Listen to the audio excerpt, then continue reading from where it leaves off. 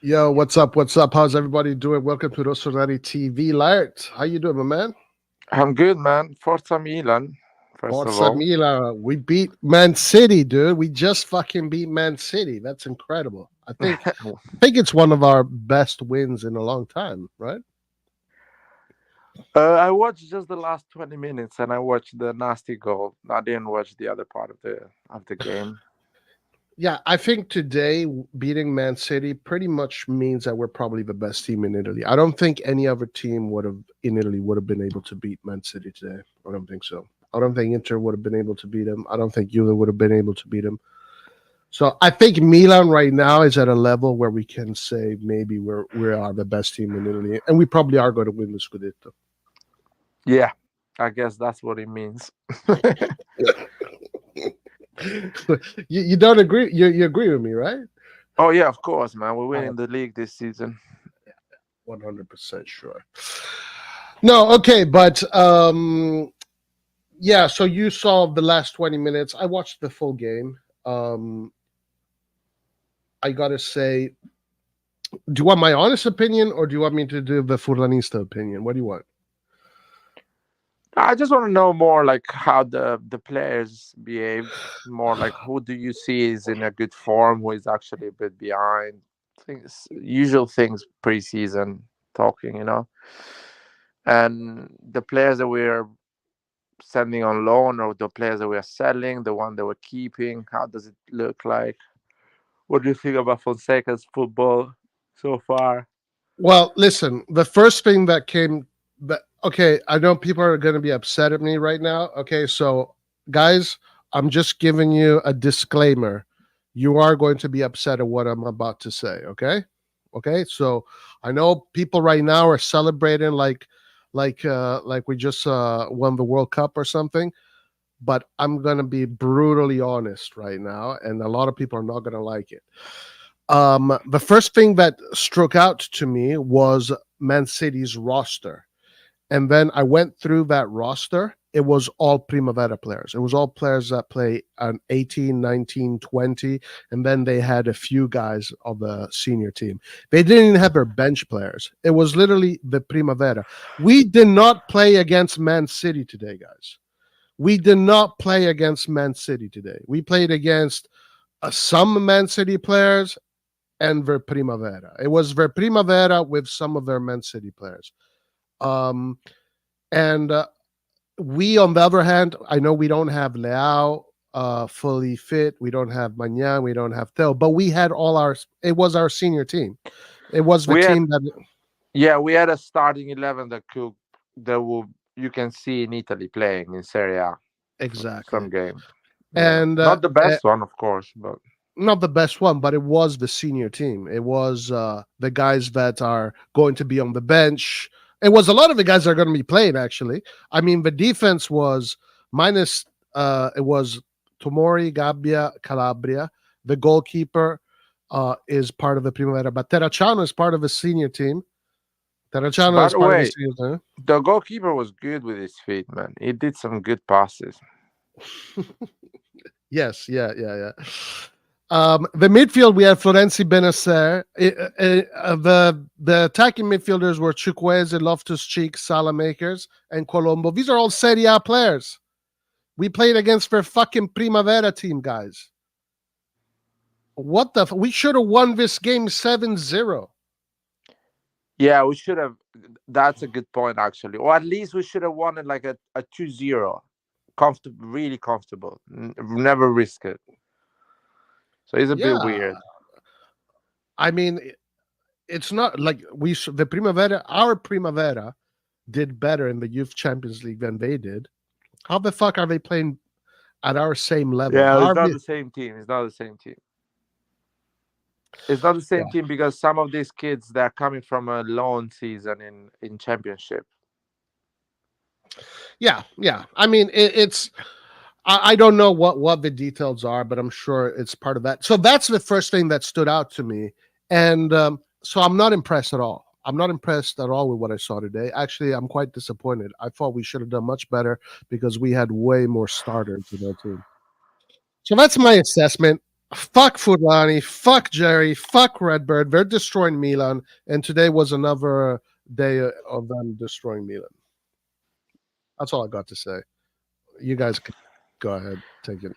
Uh, I agree with you. We should have won more comfortably, or at least don't concede 2 goals and chances, because they still are, as you say, most of them coming from their academy and youth team, not fully considered.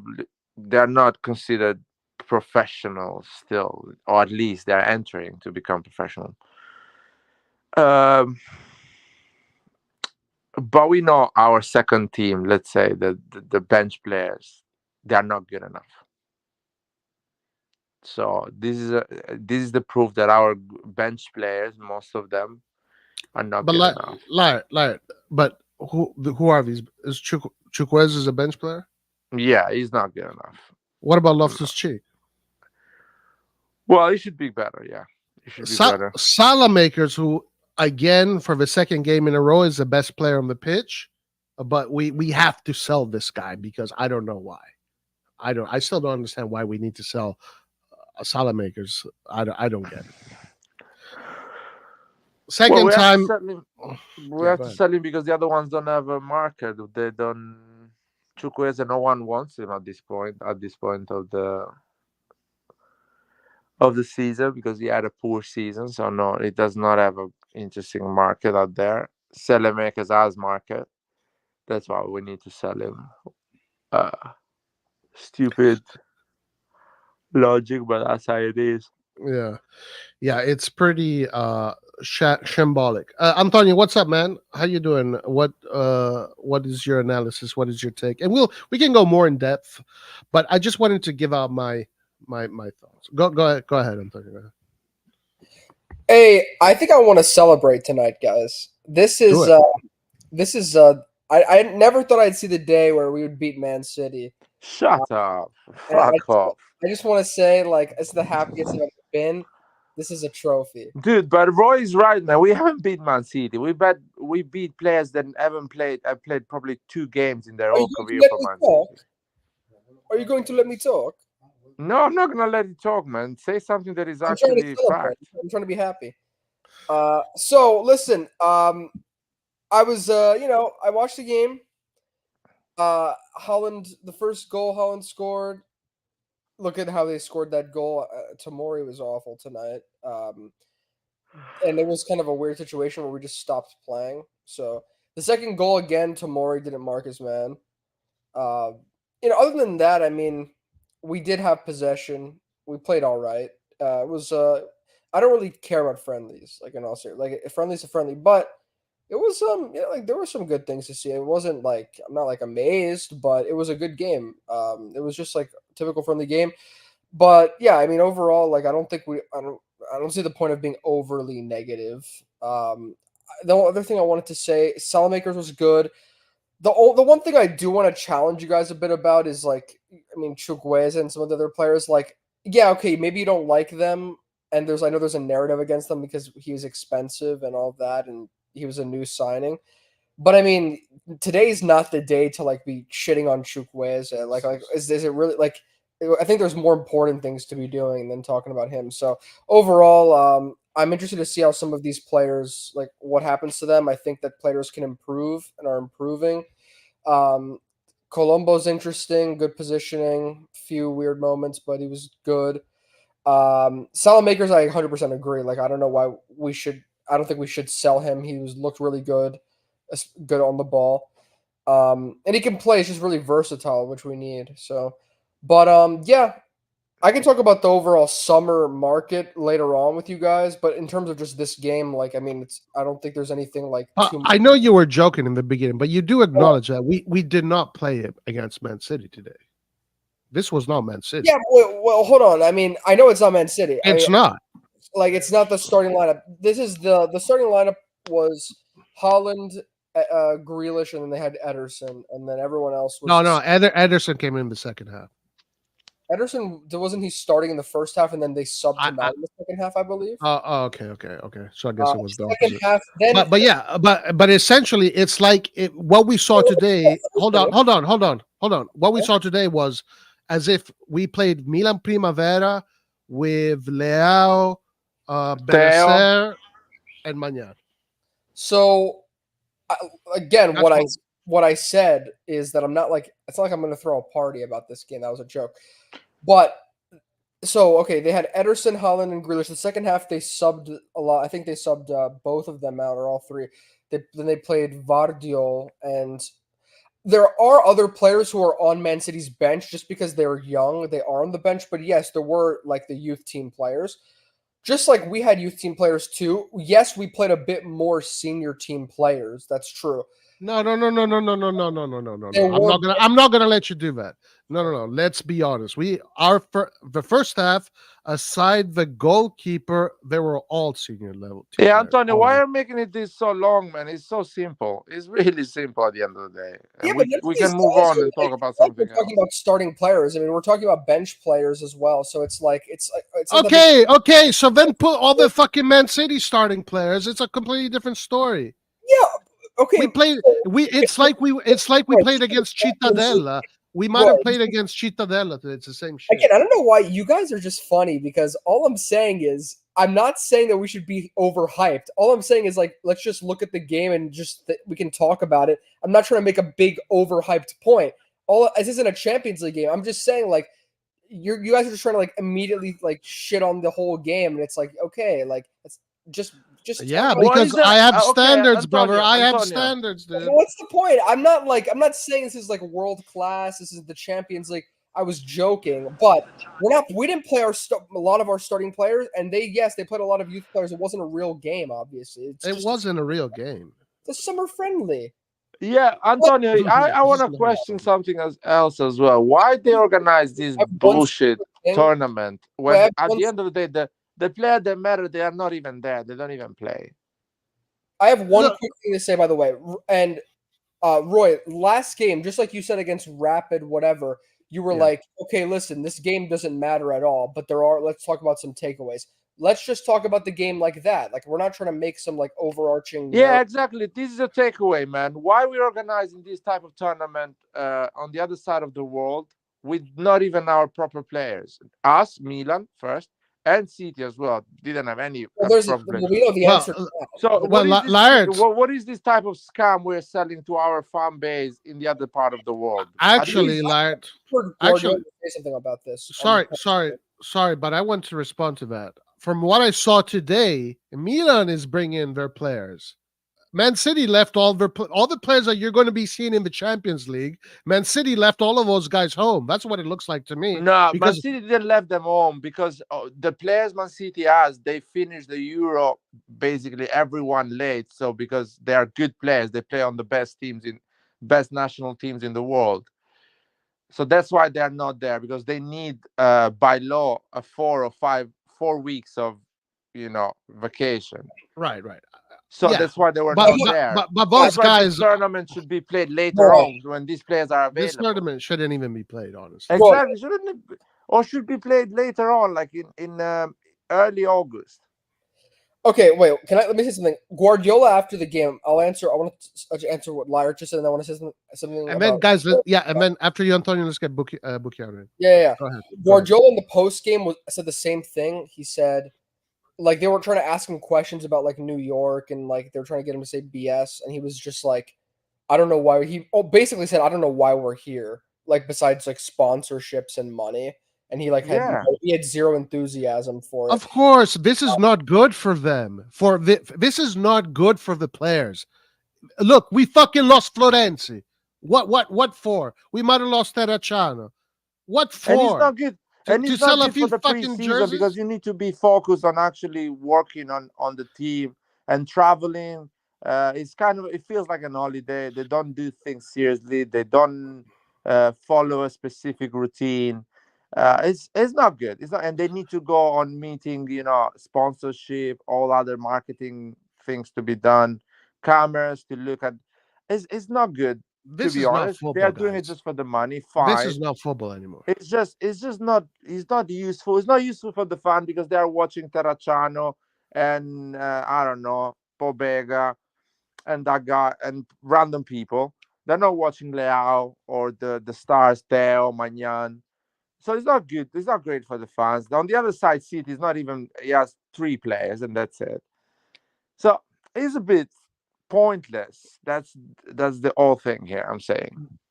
It's going to just cause physical problem. This tournament is just going to cause physical problems. That's all it's going to do. Nothing Unless else. I mean, I'm pretty sure probably people that went and watched the game, they enjoyed it and they were happy. Yeah, I'm Anyway, obviously. it's But just a bit. these tournaments are pointless. We should be playing teams. I get it. This is all just. It's not a real. This is not a real summer football preparation. Uh, this is just merchandising, branding, etc., and whatever. Juventus declined to do this tournament because of this. Because for them, last time it did nothing but damage. And we we care about money, so for us it's a win-win. For us it doesn't matter. We beat Man City. Now we're the best team in the world and we're making money, so yeah. All right, Antonio, go ahead and then let Buchanan come in. Well, Go ahead. yeah. So listen, we can discuss. I know it's all for money. Like now, I do want to push back a little bit and say yes, injuries are always a risk, but just like a friendly in Europe you would have injury risk. You would have injury risk here as well, but the only thing I'll push back on is like I just don't think it's that relevant. Like Real Madrid, we played them last year. We're gonna play them again. They won every fucking trophy. They didn't have any issues. Like other team, all the best teams in the world, like that are in the States, they come here, whatever. They get their money and they go home. Like I just don't. I don't think it's like we know what the purpose is, but I don't think it's like that big of a deal. Like I'm not going to be like sitting here, like getting pissed off that we're doing this tour. I mean. I don't know. I think Fonseca can still do training sessions here, anyways. Obviously, not our best players are on vacation, anyways, so whatever. But at the end of the day, I don't really like. I honestly just don't care. They flew in Maldini just to fly him out again tomorrow. Colombo is going out to Empoli. Salamakers is getting sold. That's all right. Jerry's Benacer is getting sold. Pobega, they don't know what they're going to do with Florenzi. They don't know what now. Florenzi, they don't know really what they're going to do. They were supposed to sell Pobega. Like what is this preparation? What are we preparing? We're not preparing this season. Just longer flights. This is this is worse than last year. This is amateur hour at Sunday morning at the park. In the morning, it's in the just park. longer flights. I don't think it's that big of a deal. No, but what are we preparing? What are we half preparing? of the squad is going. What are you saying? They do trainings when they're not playing games. Like I'm assuming. Okay, yeah, and yeah, okay, all right. So Fonseca is preparing players for other teams. Good job, Jerry. Well done. Let's see. Let's go to Buchanan. Yeah. Sorry, Larry. What's up, Buchanan? Good evening, guys. It was a good game. Although we the players are not the players, the fans in America we're expecting are not there, but at least a lot of the fans were so happy to see the players in Milan colors, even though most of their favorite players are not there. So it's a lot of fans have not even seen watch a Milan game live. So it's a good opportunity to see them. But it's so annoying to me. I feel like preseason should be a season whereby I agree with everything you guys are saying. A season whereby preseason should be a kind of game whereby all the players can play, and you get to know how to use your formation before the season start. It's always a big problem for Milan because uh these are not the starting 11. So when the Serie A resumes now in 4 weeks now, and we are not all the players are not the 3 players are weeks. playing 3 game. weeks. Yeah, in 3 weeks now. So I really don't understand. So I feel like the 4 weeks break, the 4 weeks vacation for these players playing Euros. At least how many Milan players played in the final? So I feel like 4 weeks is a long time because now the coach, how long will the coach take to get to bring back these players back to their normal self? Because now they are on vacation, they are drinking, they are doing a lot of things. But some players are back now playing. Like you said, now most players are going to some other clubs. Like now, Makers. Now we need that guy is a very good player when it comes to defending too. He goes back to defend, not like Rafael. Rafael was doing that in Portugal, but when it comes to Milan now, he's not going to do that. I really don't know what this coach is going to bring on board in terms of Rafael. But to me, I can see this coach is going to cook for us. He's really going to cook because 2 seasons ago, our preseason was very poor. And I remember I was telling one of my Milan friend, I said, this season we are really going to suffer because what Pioli is cooking for us is a bad soup. So I know we are going to suffer. So I can see this new coach. I can see his formation. I can see the way he's trying to utilize the players, motivate the players. Don't don't even Pobega might be a very good player this season because most of this you see the likes of Chukwueze, see his true assists, see the way he's holding the balls. Pioli was not like that last season. Pioli was not No, even no, but I giving need that. to interrupt you there. Yes. When Pioli was doing the preseason, we were playing against teams that were already training 4 weeks before us. They were in a different form. They were better than us. And they were proper teams, not with kids. We were playing against teams in Germany, Marseille, Nice. These lower level teams, they start the preseason before Milan. They have to get on form earlier because they are playing Europa League, Conference League qualifications. So they were better than actually these kids today at City. So Yes. that's why the preseason looked shit and hard Yeah. to win those games because Yeah. we were I coming. We We were played. I starting get the it. Yeah, the But preseason with I'm not serious I'm not talking. games. Yes, I'm not talking about the win today. No, the win is nothing to me. But the way Well, the way transit, we the way played we is because we transit the played ball. like kids. That's why I'm it looked sorry. Yeah, good. the way we transit the ball. Yeah, from the Yeah, back because we're playing against forward. kids. Fired, Yeah, fired. Can you just let the guy make a point about the game without? I know the game doesn't matter. I know, but I don't know. He's just trying to be a little optimistic. At the end of the day, let's just try to talk about what we saw on the field. I mean, I don't know. Yeah, but I'm explaining you saw that because you played against a lower team that was not good enough for professional football. So That's the reality of the fact. When you were going to play against Marseille, Marseille was the full starting 11 against us. Real Madrid had the full starting 11 against us. they did Nice not. had the full starting 11 against us. And still we beat them and we dominated those games. Well, we Because lost. I remember those games. I watched them live with I everyone don't care. else. Listen, yeah, last that's year true. we went That's on the true. same tournament. Yeah, Real Madrid played more of their starters. We lost that game. We lost against Barcelona and we tied Juventus. The results don't matter, but the games, yeah, there's always different circumstances on the games. But I think it's fair just to look at the game today and say, okay, look at the bench players and the younger players that Milan was playing with. Let's see any Antonio, note Yes. about them. It's you not guys don't listen to me anyway. You're going to start listening to me in October, November when you will see those Well, issues. but you Of don't course. That's fine, man. That's what okay. point That's are you okay. trying to make? I'm not making some sort of season this is my issue. It's like every time we try to be a little optimistic, it's like some sort of we But get attacked. Like you guys are trying when to. you Fake analyze optimism. It's sorry fake optimism. Antonio, That's when the you problem. analyze football, especially a game that makes zero sense anyway, there's no point to be optimistic, man. You just need to Yeah, tell me what you I actually would have see in the pitch. and I'm telling you, listen. I would have been optimistic if today we won 3-0, 4-0, or 4-1. But okay. getting us fucking at times dominated by Primavera kids. What the fuck you want me to be optimistic What about are here, you man? talking about? First of all, I'm not saying that I Milan. went. I is looked at. I went through the whole fucking roster. It's all there are 18-year-olds, 19-year-olds, we did not get 20-year-olds. dominated. Aside from the three guys, we had all our 25-year-olds. We had a 30-year-old in the pitch. We had experienced players. We are in this team is shambolic. There's no order. The people running this club are not running a football team. They're running a fucking circus. Okay. That's the problem here. Yeah, we know the overall point in your opinion on that. All right. All I'm saying is, I'll be you look quiet. at the game today. Chukwueze got 2 assists. I thought he was decent. You look at some Oh other. Jesus. Colombo looked decent. Good job for them. Like they played fine. I thought even Nasty was good off the bench. I mean, Well, that's the fine. whole point, man. If Nasty look good, that tells you a lot about that city.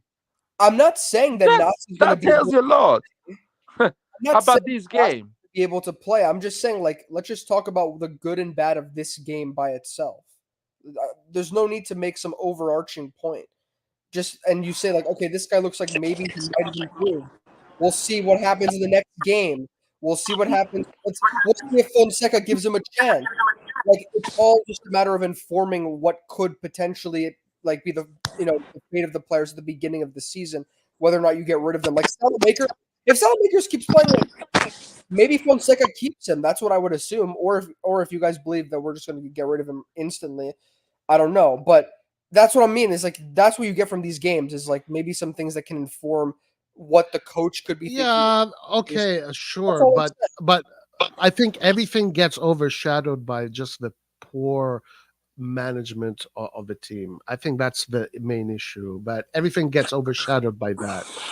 And even though you can extract some positive things, yeah, like Salamakers is looking good. Congratulations for the team that is most likely going to get him. They're going to have an excellent player. And aside from these things, Liberali, etc., you really, first of all, last year by this time we had 7 new signings. I read somewhere that we had 7 new signings. What are we preparing? What we're playing Torino in 3 weeks. How the fuck? What are we preparing here? I really don't know, because now when you look at it, our defense is shit. Our defense is shit. We've been chasing a defender for the past 5 weeks. We are close. We are getting close. We are getting close. When are we going to get him? When is he going to fit with the team? So I really don't know what they are cooking. I really don't know. Now that will put this coach in a very difficult situation. So if he loses his first game now, all the game will be all the blame will be on him. How? We were not prepared. Man City are still using. Man City hasn't. Yeah, but I mean, at that point, can you really blame Fonseca if he doesn't have a well-oiled machine by then? No, the first game is not in 3 weeks, by the way. I think it is. Nah, 4 weeks, man. What day is it? Check. It's the 27th. 4 weeks. 4 weeks is gonna be at least. 3 weeks is like fucking 4 weeks. I think it's the 21st or something like that. No, the 18th, the 20th. I don't know. Well. I mean, still, what are we preparing? What are we doing? Like, we're playing a team that we're looking to sell. Half of the players we're looking to sell. We got one player, which is Morata, and he's not even available. What are they doing? What are these guys doing this year?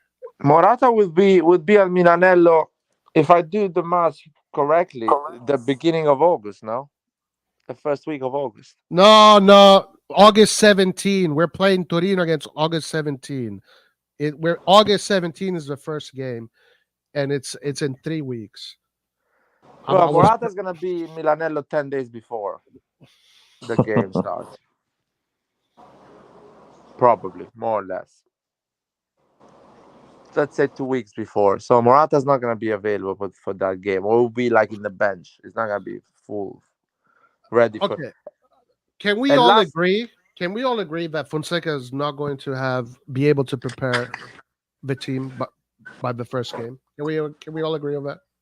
It doesn't. I don't agree, because our defense is shit. Our defense is shit. Yeah, that's what I'm saying. Like, he's not going to be able to prepare the team properly. Well, he has a lot of players at the first team. Leao should be coming next week. No, should start next week. Leao, I think, is coming in the beginning of August. No, man, he didn't play the final. He left like a week before the final. Well, these are the dates I read. It's like, I'm not making it up. These are the dates that I read. It was beginning. Anyway, of August. Beginning of August is next week, man. The 1st of August is Wednesday, Thursday. Yeah. So Leao is coming next week. It's gonna start training. Probably already started doing something. Then you have Theo coming in. I think August 2nd. I believe I remember reading that August 2nd. And we don't even know if Theo is staying or going. They haven't renewed his contract. They're going to renew his contract at the end of the market. This has to be maybe the worst market I've ever seen ever in preparation for a season. I'm sorry, but can you guys think of one that is worse? It's not a great preparation, and it's not. It's difficult to explain, but a big team like Milan, when a tournament like Euros or World Cup happen, especially a team that now has good players, because before we didn't used to have good players. Uh, that's how it goes. Basically, for the first 4 weeks of the preseason, you just have half of the team. The other ones come in the middle, and the season starts already. So you need to be good at it straight away. But I don't know. I don't know. These tournaments don't help Fonseca. The way the preseason is prepared is not great. But at the end of the day, Pulisic is here. Musa is here now. Ruben is here. Chukwueze is here. We don't have a striker. Hmm. All right. Well, what else? Let's. Hey, Buchanan, what did you think of the players? Any players that stood out for you aside Salamakers? I think it's on mute. No, I forgot his name. The young player that came in the second half. Liberali. Yeah, Liberal. Yeah, yeah, He's that, good. Yeah. yeah, very good. The way he holds the ball, the way he turns. Yeah, and he released the pass. Doesn't take long to release the pass. Yeah, so that's all. Because I'm really scared with Milan defense. Right back, central back, 5 and 6. Very poor. Tomori, I really I liked our left back Jimenez, the guy that came in second half. The guy looks good. I think this season we have someone in the bench that can cover tail a bit more if he's gonna be the guy. I'm sure they're going to be banking on him because he needs to work out for them. Um, I, we got to see what happens with Theo Hernandez because if Theo Hernandez leaves, Jimenez takes his spot. Jimenez is supposed to take the spot, or I don't know. I mean, if Theo Hernandez leaves, we'll have a lot of money to work on. But I do fear that Theo Hernandez is starting to become too big for not Milan because no player is too big for Milan, but too big for this management, too big for this for the goals and the bottom line of this management. I don't know if he's going to stay. So I think they are banking on Jimenez, and I don't know. So I think actually that's one of the things that had they told Fonseca, hey, work on Jimenez because he might be the guy that we're going to have to rely on. So just to clarify a few things, what is the rumors of the mercato at the moment? Rumors of people leaving and rumors of people coming in. Before going that, Bucano, by the way, when you talk, all of a sudden your sound goes off. I don't know if you're muting. I don't know what's happening. Oh, I think because I'm connected with my phone, so anytime it's locked, so the sound goes off. Yeah, because sometimes you're talking, then all of a sudden you drop off as if you muted. So I want you, if you want, finish your thoughts. Was there anybody else or Yeah, Liberal? nobody else. I just feel like all the players need to be back. Let's look at the way they play before our first game of the season because due to how we performed last season, I'm really scared. I really don't want what happened last season to happen to us this season. The way we are molested in Europe, the way we get out of Europe is so shameful, so shameful. Even when you look at the top 20 teams in Europe, Milan is not there. I think we are at 23 or 24. Very poor. Arsenal started playing good football. I think 3 years ago. Now Arsenal is in top 10. Milan, we won the league 3 seasons ago. Now we see where we are. So are we moving forward or are we moving backward? We won the league and everything has shattered since we won the league. It's not supposed to be like that. So Well, Yeah, I 100% agree. anyway, So I wanted to, yeah, can we explain a bit what's going on with the Mercato here? Yeah, okay. Um, well, listen, since Buchanan was talking about the defense, let's talk about the defense. So, defensively, they want to get Pavlovic, right? And it's taken forever to get this player. Is And this it's guy like good? he's got good qualities. You know, Rock thinks he's incredible. Mm. He's a uh very physical. He's a very physical base player. Technically, not anything special. He's very aggressive. He's got that warrior kind of mentality. But we saw him play against Inter. Inter won both games against his team. He did okay in those games. Um, I don't know. I mean, for me, he's a normal defender. Okay, he's a normal defender. I don't think he's anything special. I think he's a normal defender with interesting characteristics. Um, How old is he? he's young. He's 23. Okay, normal defender with the potential to go on the Yeah. high or stay in that level and never. What he has, which one can argue that excels, is his physical qualities. Like he's tall, he's big, he's heavy. He knows how to use his body. You know, he likes Yeah. to like here Pablo. I mean, this is not true because Inter won both those games. So and Lautaro, but he does manhandle. That's his thing. He manhandles his markers. That's his thing. On the ball, very very poor. If you ask me, very poor. If you ask Oh, me, okay. yeah, like kind of like two left feet on the ball. It looks like Oh at shit. least at least from the highlights. Maybe maybe it'll be different though. At least from the highlights, technically he does not look impressive. But the thing about this, Laird, is this player cost 25 million, and we started 5 years ago. Okay, well, what about 5 million? Okay, 7 million, 10 million, 13 million, 15 million, 18 million, 19 million, 21 million, 22 million, 24. Okay, we'll do 24 plus one bonus. Okay, fine. So just fucking pay them the 25 million and get it over with, because that's what we're going to pay him eventually. So we're just spending a lot of time for no reason.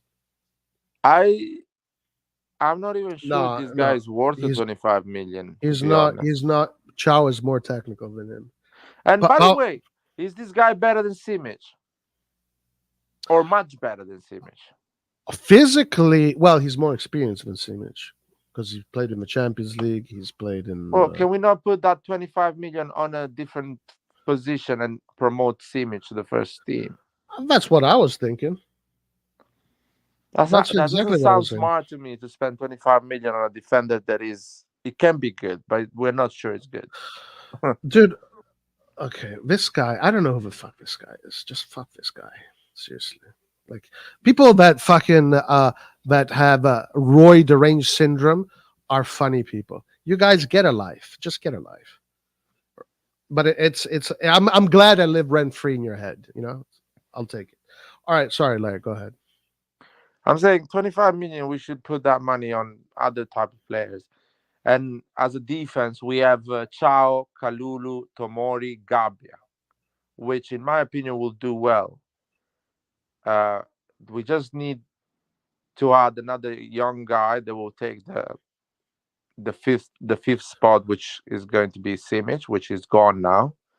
So you don't need to fucking spend 25 million on a center back that you're not sure is gonna be good. Hopefully this guy turns out good, but I doubt that he will be much better than Chao and Gabbia. I think he's more or less Chow. He's like a Chow, but a little bit more physical than Chow. But I think, like Ollie here said, that Chow is much more. I would say, at least from what I've seen, we'll see. But Chow looks much more technical than Yeah. Pavlovic is a guy that, when the ball comes to his feet, the ball is not going to stop there. The ball is going to go for 2 or 3 feet ahead of him. He's that kind of player. Now, there have been defenders like that have been great. Like Chiellini is one of them that never had great technique, but he used his personality and his intelligence and his physicality to get the job done. So if Pavlovic is good, that's what it will be. It definitely won't be his qualities, his footballing qualities. I don't know, too many ifs, man. And we need more on midfield. So putting 25 million on in there is, I would spend that 25 million to fucking renew Mike Magnan and Theo Hernandez. And instead of, you know what I mean? It's pointless. The resources, the way we're using resources is madness to me. It's literally madness. The way we did business a year ago, and we bought 3 right wings with no reason. We couldn't just buy one and then move on with Messias and Salamakers, but we bought 3, and we sent the other ones on loan. So now we have 6, and we don't know what to do with. Yeah, It's listen. mad business. As far as the market goes, the players we're all linked to are not players that are going to elevate the team. They're all players that are pretty much bets, and they're just average. They're not like guys that are going to, elevate the team from a technical standpoint. It's basically maintaining the status quo, and it's they have to do that. These are the players that live in that price range, and that's how the team operates. So at the end of the day, the market is shit because they're not getting these players, but they're wasting time on players that are average. Really, they're not wasting time on players that can literally move the needle. They're wasting time on players that are just going to give Fonseca a little bit more solidity and more options, but they're not going to move the needle. Who would you get? Like, which player would be like moving the needle in your opinion that we can get? Well, I said Xerxes was one of the guys that we should have gotten. Cooper Miners is one of the players that we should be getting. Spinazzola was on a free. We didn't get him. If we're selling Theo, sure, Spinazzola. In defense, Calafiori was there for the taking. I mean, this summer or last summer? This summer as well, man. This summer as well, but last summer especially. And I know Scalvini is injured, but Scalvini he's 5 times better than any of these guys that we're linked to. There are a lot of players out there, and then there are the players that are more experienced in Europe. There's many of them, but we're getting players that are the same as Chukwueze, the same as Loftus-Cheek, the same as Reindeers, the same as that level of player. We're not getting players that are better. Without selling players, we would never be able to get like more than one of those players that you mentioned just now. Though. No, why? Why? Because we don't have the money. Well, we do, but we have the budget that we don't. Thank you. We do have the money. We can spend as much as we want. But even I've always been saying that. But even with Elliot, it was the same way. Like in terms of like we had a budget. Yeah, the difference with Elliot was that at that time you had Maldini and Massara who really knew how to create the sporting project, really knew how to give the team the right mentality, knew how to do all of that stuff. Right now, that stuff is not even important. Right now, the only thing that is important is maintaining the balance sheets positive and making sure to the sustainability project. That's what is important. What happens on the pitch is secondary. The most important thing is what Jerry Cardinale can talk about in his economic seminars. In his seminars, Jerry Cardinale doesn't talk about we won against Juve 4-0, we're going to win the Scudetto. He talks about sustainability, Moneyball, algorithms. That's what is important. That's, and right now Jerry unfortunately is winning. So we are stuck in this limbo because, Antonio, just buy one player, man. A good midfielder. Really good. Extremely good. Just buy one. Can you do that? Can you just buy me a good midfielder and keep Simic and keep Magnan and Theo Hernandez? Or do we need a massive budget for that as well? So you want to get who? Coop Miners? That's what you want? Coop Miners, we should be getting Coop Miners. Absolutely. We should We should be getting Thiago Motta or someone else, even though Thiago Motta had a terrible, or Conte. Like even Fonseca is enough to tell you that, what our ambitions are. It's pretty bad. It's pretty bad. I don't see any. I mean, Kupanes is a name. I'm pretty sure out there in European football there is a good 20 names, man, that we can buy. They are actually good football players, because the season will start. You will listen to these words. The season will start, and you will hear names that you didn't hear before. They're actually good players. They're doing a great season, and they are good midfielders. So it's not just Yeah, Kupane out there in Europe that knows how to play football in the midfield. There is a lot of them. I'm sure That's why Furlani is sitting in there, not me, because he should know that there is 20 players that I'm are good and sure will solve our problem in the midfield. But even with Maldini with another management, which by the way, I don't like this Mercato. I'm just like discussing stuff with you guys. Like, there's always gonna be. Sorry, Antonio and Ollie, dude. I know where Coop Miners is going. I know Calafiori is going to ours, so we know this, dude. It's like, okay, we know this stuff. Juventus is going for a coup. Atalanta already said no to 30 million bid for. Yeah, I know he's going. I'm just saying these are the players we should have gone. We should be getting the best players of Serie A. Osimhen. That's what we should be getting. Osimhen. We should be getting Coup Myers. We should be getting Xerxes. Whoever was the best player of Serie A last year, that's what we should be getting. That's what we used to do. Can I add something?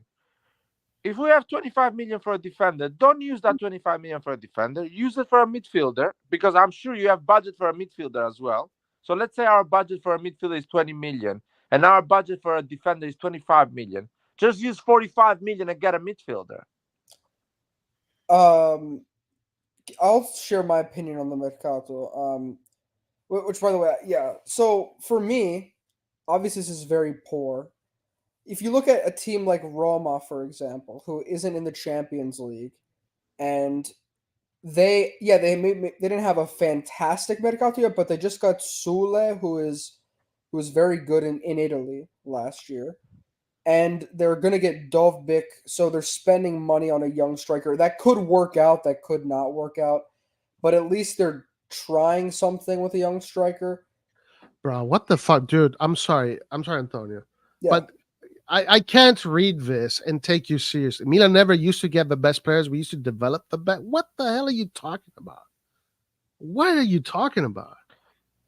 Let's not go on this conversation. We used to get good players. We used to get really good players. We used to get the best players of Serie A. Nesta, Rui Costa, Cafu, Pirlo, Gattuso, Donadoni. These were the fucking Ancelotti. These were the best players in Serie A. That's what we were getting. We used to get the best players in the world, not in the Serie A. We used to get the best players in the world. That's what Real Madrid is doing. They get the best players. That's what we used to do. And yeah, we developed the best players. They're already the best players.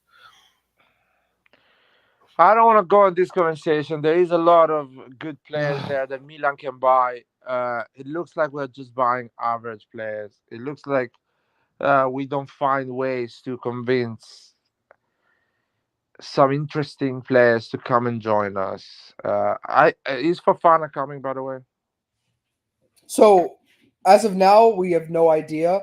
I think Monaco is like they haven't accepted or rejected the latest offer. So what is the latest offer? From my understanding, it was around like maybe in total 18 or 19 million.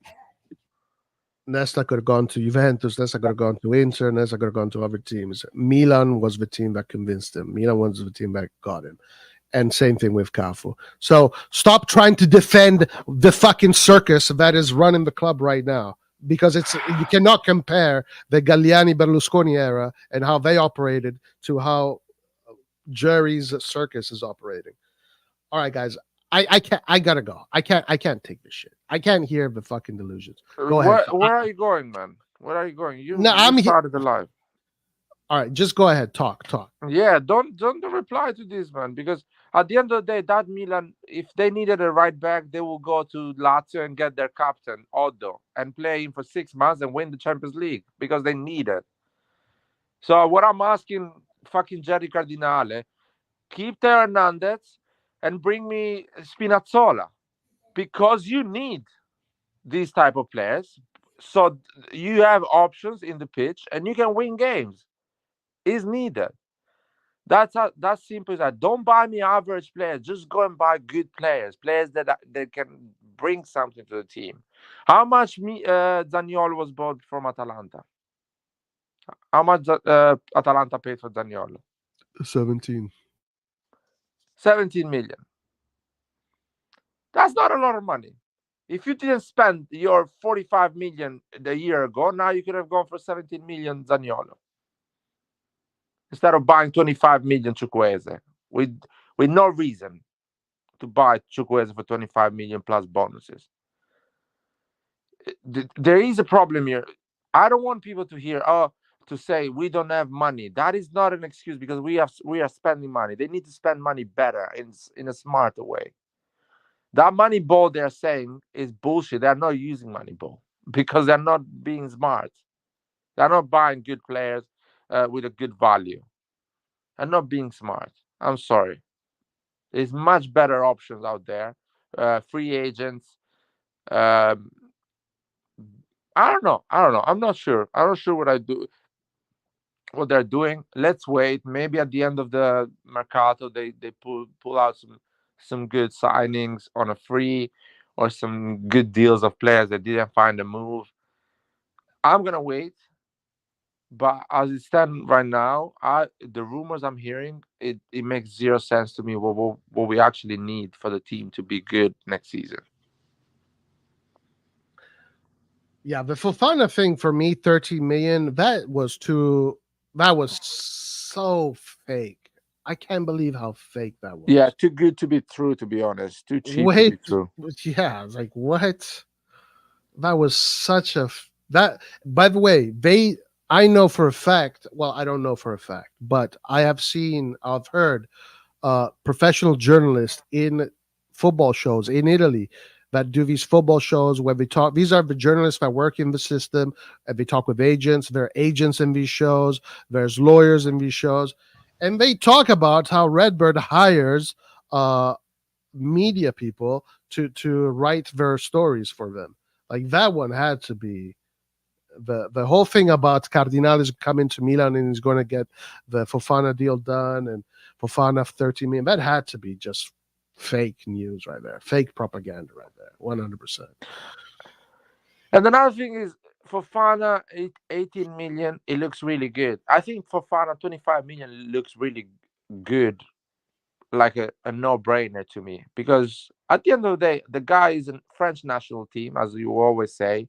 He has a good age. He's good. 25, 26, if I'm not wrong.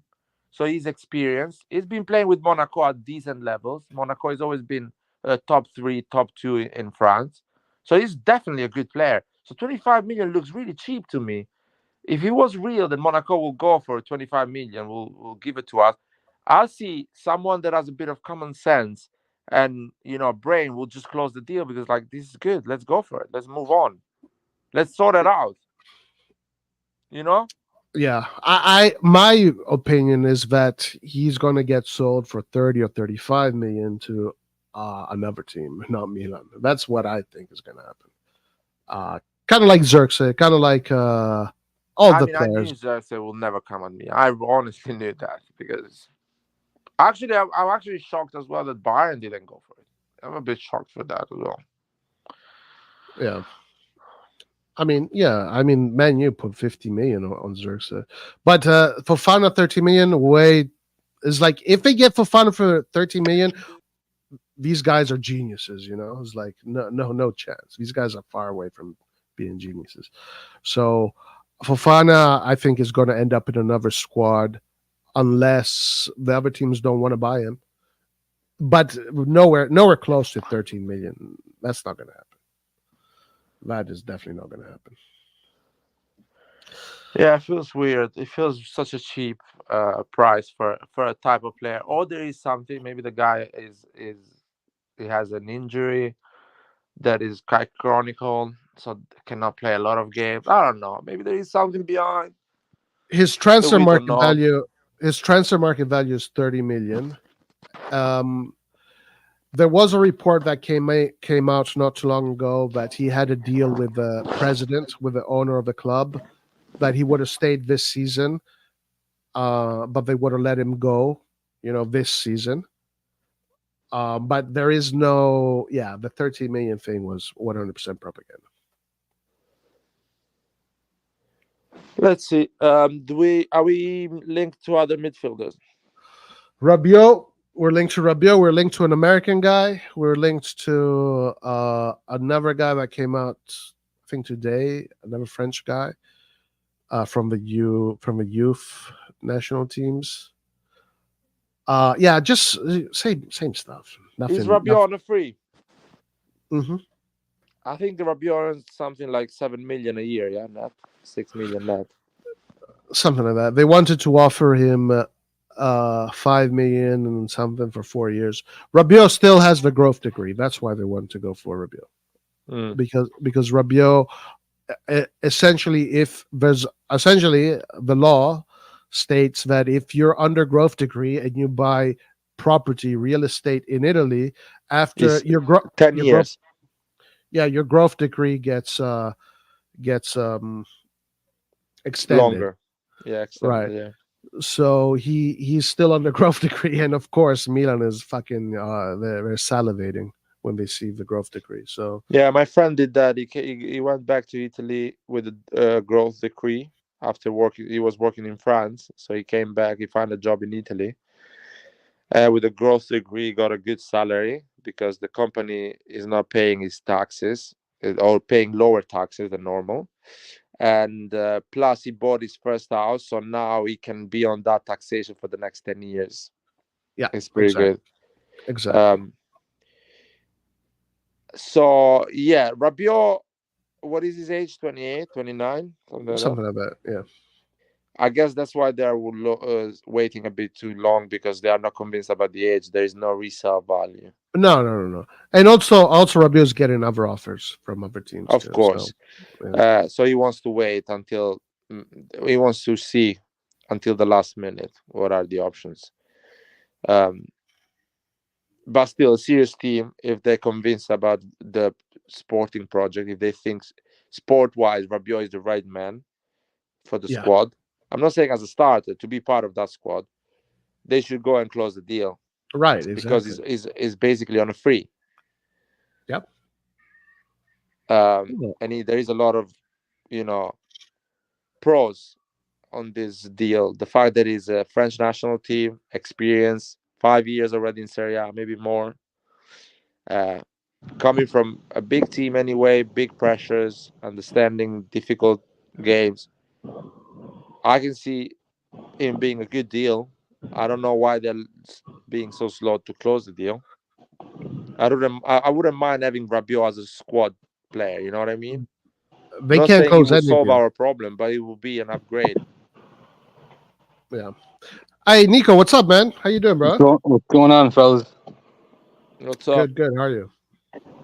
Listen, you guys make a lot of good points. I hit on a lot of these points that, we've been hitting on for a long time now. We've been, agreeing on mostly everything on Milan and the management and etc. But I just wanted to say one thing. If we don't get a CDM, right, I can't see how this team's going to improve going forward at all. Yeah. Oh, yeah, for sure. And there's another kid that they were looking at since Fofana. I think last time I checked this morning, I think Monaco raised the price on Fofana, being that some EPL teams were looking at him. So I think we're pivoting over to this kid Manu Kone from Borussia Bangladesh, whatever that team is, which is a similar profile than Fofana. Right. He's basically a younger version of Fofana. Correct. Yeah. But honestly, I have Nope, you went silent. Hello?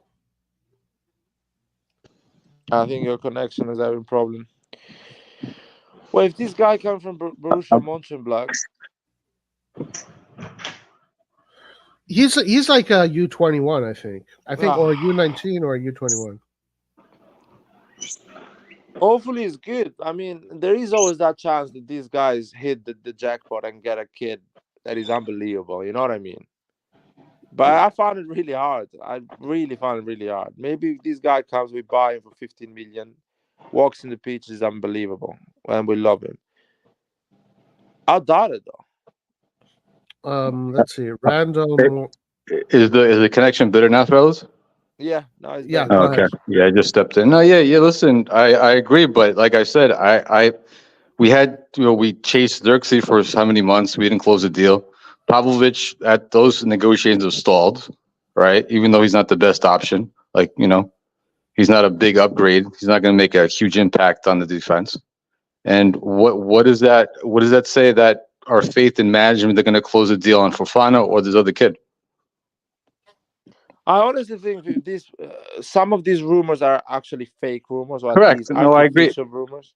Yeah, Correct. But at the for same time, sure. optically, it looks bad for the team as well. Oh yeah. More Huge. than Fine. it looks more like they don't know what they're Guys, doing. I'm gonna head They out. don't know what they're doing. I'll listen to you guys while on my run, but nice talking with you guys, and yeah, hopefully next games will be more fun as well. I feel like this. Thank you, man. Take care. I feel like these are artificial rumors created by the press or Milan just to give this illusion that they are busy, they are working on something, but actually they are just waiting for the end of the mercato to collect few good deals of players that didn't find a place, or agents, players that are unhappy on other teams that they want to leave, so they are playing hard to until the end so they can go wherever they want, and Milan is one of those places. So that's my feeling. And you're probably right. But if that's true, right? Let's just say if that's true. Um, how much time does that give? Like you guys stated before, how much time does it give Fonseca and his staff to get these players acclimated? Nothing. I mean, Nothing. he will. So what he's gonna do is he's gonna hope. To be fair, we have a starting 11 that should beat Torino. No matter the mercado, let's say we don't buy anyone, we keep Theo and Mike. We have a starting 11 that should beat Torino and another team. After that, we are going to be um, 2 weeks international break. So he will work. The players that are coming from holiday, they will not go on the international break, or some of them at least they will not Oh, go. whatever. Nico left. And He Nico dropped. left. I think the connection, and he's gonna join again. So still, Fonseca will start. We will start to see him working with the team and having some results probably mid-September, early weeks of September. But there is no excuse. We should win some games in the beginning, because this is a team that finished second a year ago, like always people say. Yeah, of course. No, listen, I think at the end of the day, Milan is going to win most of the games they play. I fucking hope, Jesus Christ, if we don't, that's a disaster. But I'm expecting Milan to win these games against. I mean, Torino. I don't know. That's that first game. I don't know. I don't know. Probably yes, but teams, mid-table teams, all the way down to the bottom, we should win all of those games for sure. Even if we put a fucking dog on the bench, we should be winning those games. Yeah, because Torino and other teams, they as well will build their team almost at the end, because small teams as well, they don't have a lot of money. They're gonna Well, wait for big teams to release their loans and we are the team, Lart, officially the team that has done the least in the market so far as entrances. yeah, but a lot of other teams have sold players, and they're Yeah, replacing them. So it's not. I don't think it's that straightforward that everyone will be ready the no, no, first no, few of games course, of the season. of course. I So I mean, don't the want market ends end excuses. of If August. if Fonseca, let's say, does shit in the first two games, I don't want to hear excuses. Oh, but we didn't have the players during the preseason. It's still a good team. You still need to. You can still perform, and you should be fight for that game and try to win it, and give us at least the feeling that okay, we could have won that game, just something went wrong or a penalty, whatever. but we should be able to win those games. But I'm more concerned on the fact that we are faking, or at least these news are all fake news for the management to actually wait for the end of the mercado and buy some players that are not valuable to actually improve this squad and make us competitive next season. Because I see next season Inter probably will keep a similar level. Let's say they don't win the league, but they will be Inter still has there. Inter has become stronger as of Yeah, now. yeah. If But they don't sell anybody, right now, Inter is a stronger team than last year. I'm seeing it in a positive way for Milan. Let's say Inter is not as good as a year ago, but will still be top four, like hard to beat, make a lot of points. Let's say they don't win it, but they will do a lot. I'm pretty sure Napoli will make a lot of points. They will be there fighting for the league. I'm pretty sure Juventus will be there. So the top four is thinner next year. This year was really Yeah, comfortable because everyone kind of absolutely. sabotaged themselves. Yeah, I for feel like sure. the next season will not be a season of teams sabotaging themselves. It will be a season of excellence. Every team will do good and will be a big fight for that top four, top five. That's my opinion.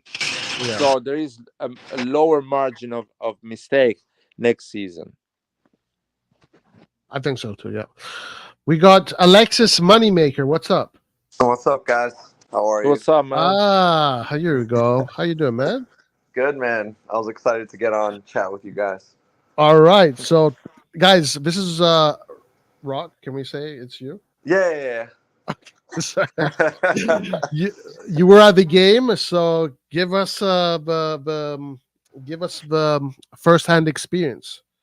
Yeah, so I mean, the last game I went to was the second leg against Inter in the Champions League at the San Siro. So I was really comparing that pre-game preparation, the mentality, like how the players were approaching the game mentally. I also wanted to see what Fonseca was doing from the bench. Obviously, he had his counterpart Pep Guardiola next to him, so it was a good opportunity just to see and compare like the players' mentalities. Um, like Milan fan wise, it was great. We got together last night. We had a big party. There was like Milan Club Boston, New York, Philly, Toronto, Montreal. It was a great gathering of Milan fans. We did a march today before the match. It was very apparent that Manchester City doesn't have real fans at all. It was actually very funny listening to Man City fans. They had no idea who their players were or what was going on. But Milan fans, really great representation at the match, great atmosphere. Um, I mean, it's like Gattuso, right? Sometimes maybe good, sometimes maybe shit. I saw things that I liked, I saw things that I didn't like. I could comment on every single player from what I saw in person in Well, their warm ups and in the game. start with the difference in preparation, right? Because you spoke about that. Yeah. So the different preparation, almost the exact same pregame warm up that Pioli had, which isn't a big statement to make. Most professional teams have a very similar warm up pregame. So I wasn't too surprised there, but what I was really looking at was like the mentality and the approach, the intensity in the warm up. I saw a lot of the same of what I saw with Pioli's warm up. Fonseca wasn't even on the pitch at all during the pregame warm up. Um, they got so many water breaks compared to Manchester City players. Like Manchester City players were very locked in during their warm ups. Our players were taking a break, every 2 minutes of intense play. Another thing that I noticed that really bothered me, and I'm sure it bothered the players, so I get it. They're going to communicate issues, but so this game was played in the Yankee Stadium, which is a baseball pitch, and they put the pitch on top of it, so it's not a great playing surface for players, um, and you could see that the pitch was getting torn up very easily with very minimal like changes of like turns and changes of pace. Like the pitch was just getting Oh completely shit, like, that's really bad. yeah, it's bad. But like Calabria was just literally they were warming up right in front of me. Calabria, Salamakers, Chow, Tamori, like all these Terracciano, all these guys were literally not even like 5 feet away. And I was watching their whole warm up. They were doing keep away. And Calabria was complaining about the pitch like constantly. And it's just like, that's your captain, right? You got to stay focused on the game. The game starts in 10 minutes. And like he's grabbing the ground and he's complaining and he's literally leaving his team during the keep away drill to go talk to the coach and complain about the pitch. And it's like, dude, Man City players are doing the exact same warm up keep away. All of them are locked in, focused, like super focused, intense play. Our players are just, Calabria's our captain. He has to set the tone, right? So that bothered me. Salamakers, from the moment he stepped foot on the pitch, was on fire. Like, I know you guys saw the game from the television, but this guy, even in the warm-ups, down to just the sprints and the dynamic stretching, was like had fire in his eyes the entire time. This dude put 120% into every single thing he did from the second he stepped foot on the pitch, which was really great to see. Tamori and Calabria, I'm going to be honest, I'm very disappointed with these two guys in general from start to finish. Not good intensity in the warm-ups. No, they weren't speaking to their teammates whatsoever. They were very quiet. They didn't want the ball. They were very tentative. They complained about the pitch. I didn't like the energy, aura, like anything from them whatsoever. And these are our two, leading defenders in the back. Yeah, but why you care for that friendly though? Maybe maybe they had an intense training session, individual training session. They didn't want to get injured. They didn't care. They just wanted to do the game and move on. They were just so quiet though. Like, it's fine to like go low key, like not try super hard, not try your hardest. I get it, it's a friendly, but they were like not even there at all. Tamori was giving the ball away every time he touched the ball. Didn't care at all. Wasn't reacting. Wasn't trying to do better. He just couldn't give a fuck at all. Yeah, he doesn't want to get injured. Maybe he's not feeling 100%. At the end of the day, those games means nothing for the players. It's more like to build strength. We were doing keep away on like a 15-yard, square radius of the pitch, maybe even 10 yards. It was so small. There was really no excuse not to try at all, to be honest. Fans are paying $150 minimum for a ticket, and the stadium filled up.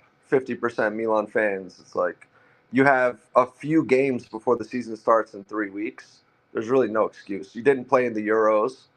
You're supposed to be playing hard to try and get a place in your national team. No, he's supposed to play hard when there is 3 points, man. Calabria and Tomori didn't make their national teams. They didn't participate in the Euros at all. Like, if I disagree with you. If that's I their disagree attitude, with you. Wait, are those the two players you're talking about? I thought you said Calabria and Tamori or Calabria and Gabbia. Yeah, Calabria and Tamori, yeah. Just because they are leaders on the pitch, so that bothered me a lot. Just their general demeanor, that rubbed me the wrong way. But it was a lot of fun, dude. Like, I was yelling at Yasin Adli, Chuk. I was getting acknowledgement from everyone because I was so freaking loud, dude. But it was fun, man. Good fans, good atmosphere around me. City fans, Milan fans. Obviously, we got to celebrate a lot harder than everyone else. Baresi was a surprise appearance at the fan meetup. So Milan had like a market, like a truck selling merchandise and music and stuff. And we did that's where we started our march towards the stadium. Yeah. But Baresi showed up. Wow. Franco Baresi, dude, it was amazing. And he was so down to earth. And I know he's kind of twerking for Redbird right now, but whatever. The guy's a gentleman, right? He's a gentleman. He's like a pure gentleman. He's just super nice. He doesn't care about drama. He doesn't care about drama. He just completely stays out of it. So I think even if he did have opinions about what's going on, he wouldn't make it known at all. Right. Yeah. He stayed as long as it took for everyone to get his autograph or a selfie or shake his hand or whatever. Like, he stayed, which was really surprising to me. I thought he was going to be in and out. We did like the only one. Yeah, we did only one captain. That chant, that only one captain. Yeah. So we did that, and he stayed, man. He signed my jersey. My wife like wiggled her way through the crowd, got my jersey signed. He was giving out like his card with his picture on it and signing it right there on the spot, and he stayed super long. That was cool. Were you impressed? Um, Were you surprised that he's not that tall? he actually stood on a small stage, Ah, so you okay. couldn't tell how tall he was. But his He, personality and he's an old man though. You know, when you get older, you lose height. Yeah, but he yeah, wasn't tall. He wasn't a tall player. He He was, was. I think he was like 179, something like yeah. that. Yeah. But 5'11", listen, 5'10", between that 5'10" and guy's 5'11". yeah, his aura though, like Yeah, that dude it's was out of this so world. classy. Like the aura that he had, like he looked tall. To the All naked eye, right, he right. looked tall just because of his aura. Like he's just the way he smiled and engaged with the Well, crowd. so he's He could tell. 5'9", 5'9". But as a defender, isn't it crazy he was such a fucking dominant defender, but Yeah, he's only and he's 5. You know, like defenders are supposed to be 6'4", 6'7", whatever. yeah. But not It's him. harder. It's harder these days because stop ball situations are very dangerous in the modern game.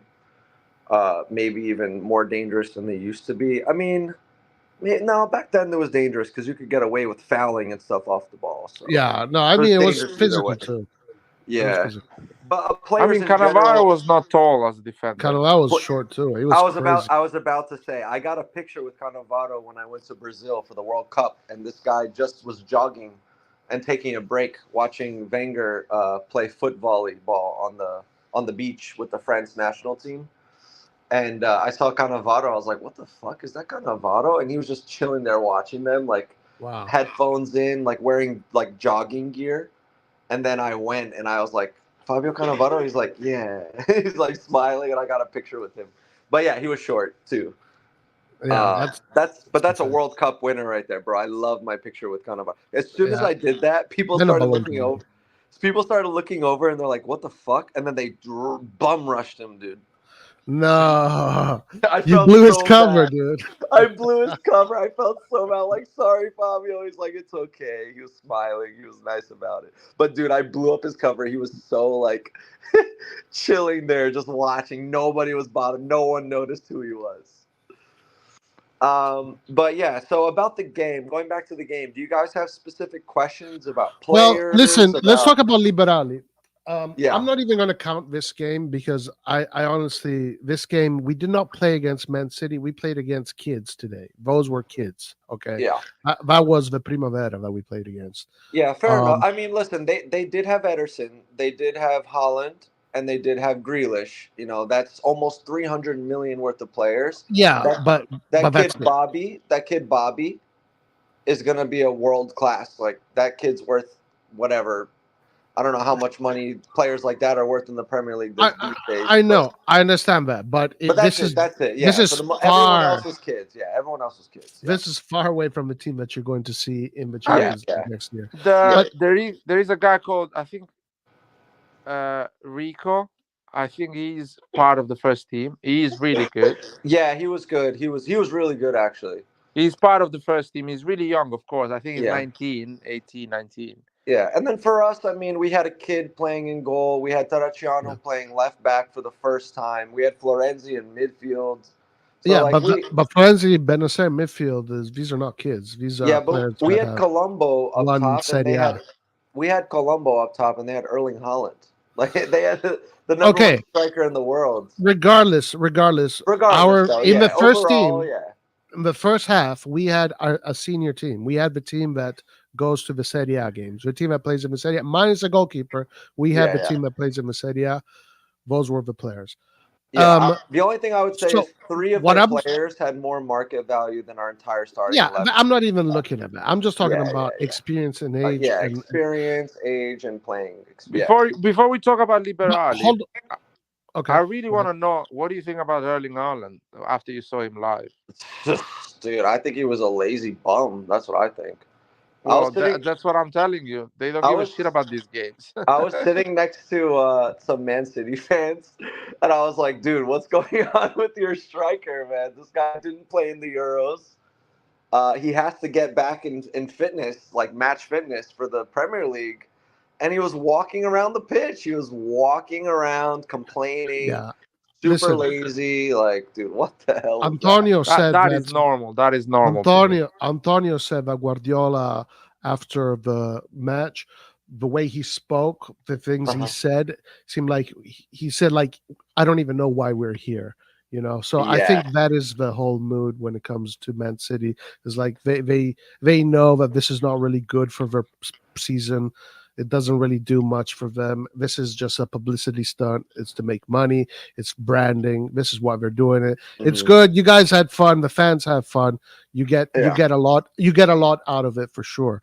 But as far as just as far as practicality, like on the football side, there is no On the football practicality. side, I think it was a good experience for the kids, but maybe not for the first 11, right? Like the kids got to play in a Yeah. packed stadium in the U.S. and play against a top European side. So I think like our goalkeeper and like players like that, they probably got a lot out of it. But first 11 preparation for Serie A probably didn't get much out of it. I agree Now, with that. and this is why, and going to Liberali, this is why I'm not counting this game. It is the previous game that we played against the Austrian team, and they are, and their season starts really soon. Exactly. So their season starts really soon, and they played the first team.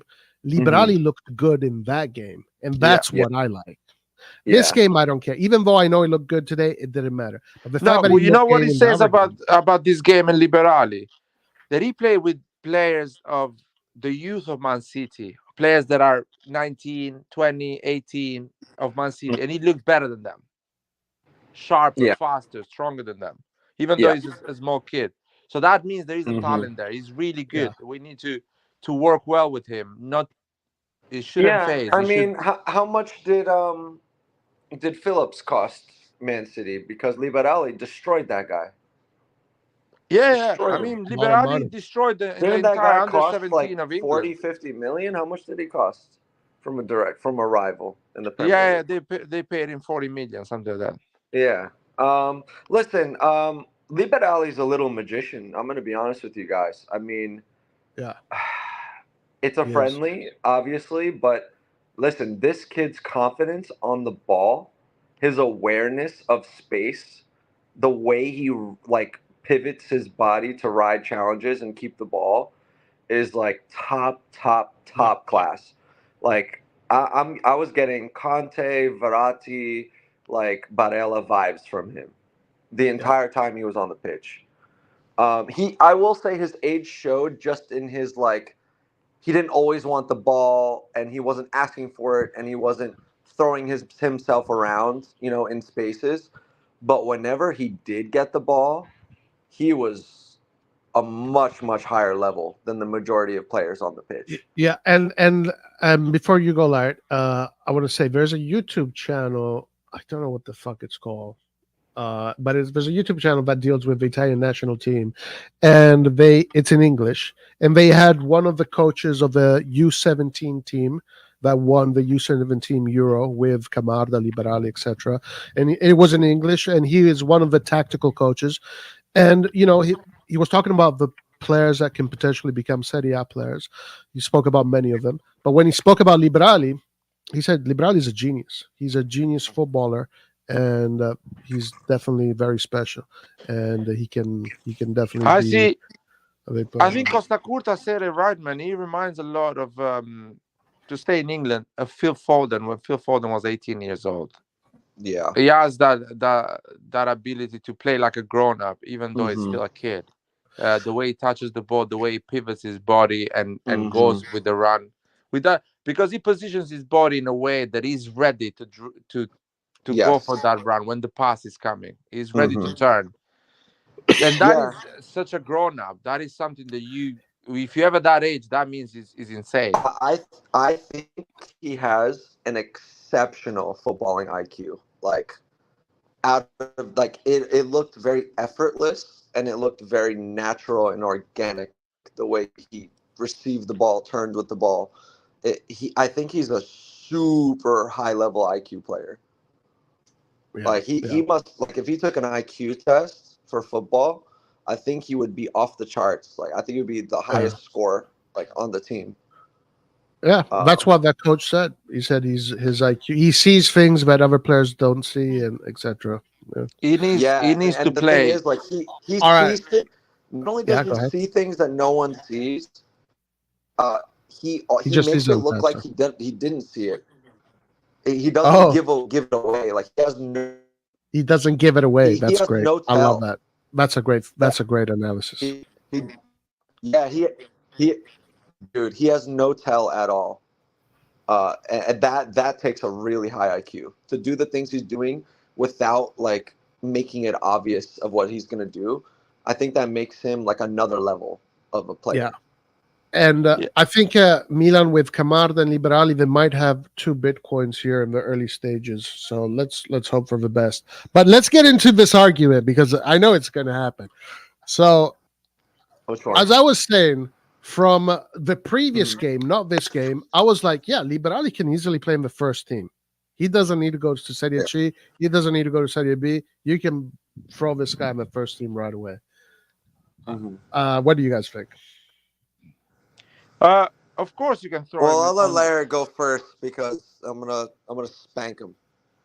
Oh, I want to go first. Let me go first. Of course, Go he can ahead. go and play for the first team next season. You can play him. Let's say as many games as Ruben Loftus-Cheek or anyone else that will play that position next season. Hmm. The problem is that he's not going to help his development, in my opinion, because he will suffer a pressure that is not needed. It's not fair that he will get all the shit when Milan will lose, when he will not play well.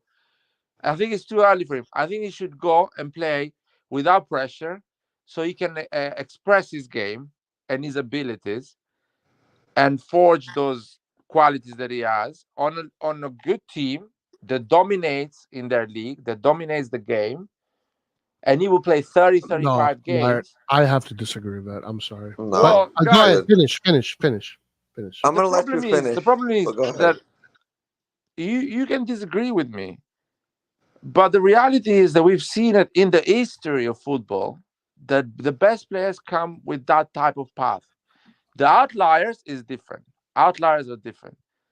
Best Mhm. players come with that path. Now, Now, is listen, Liberali I Messi? disagree specifically on one thing, though. So Liberali right now, Sending when I him to see him another play, team. when I Set, see him play, sorry, I need to finish it. When I see him play, he's at the level of what Del Piero and Totti were at the age of 16, 17. And Totti started with Roma at the age of 18. Del Piero started later at 19.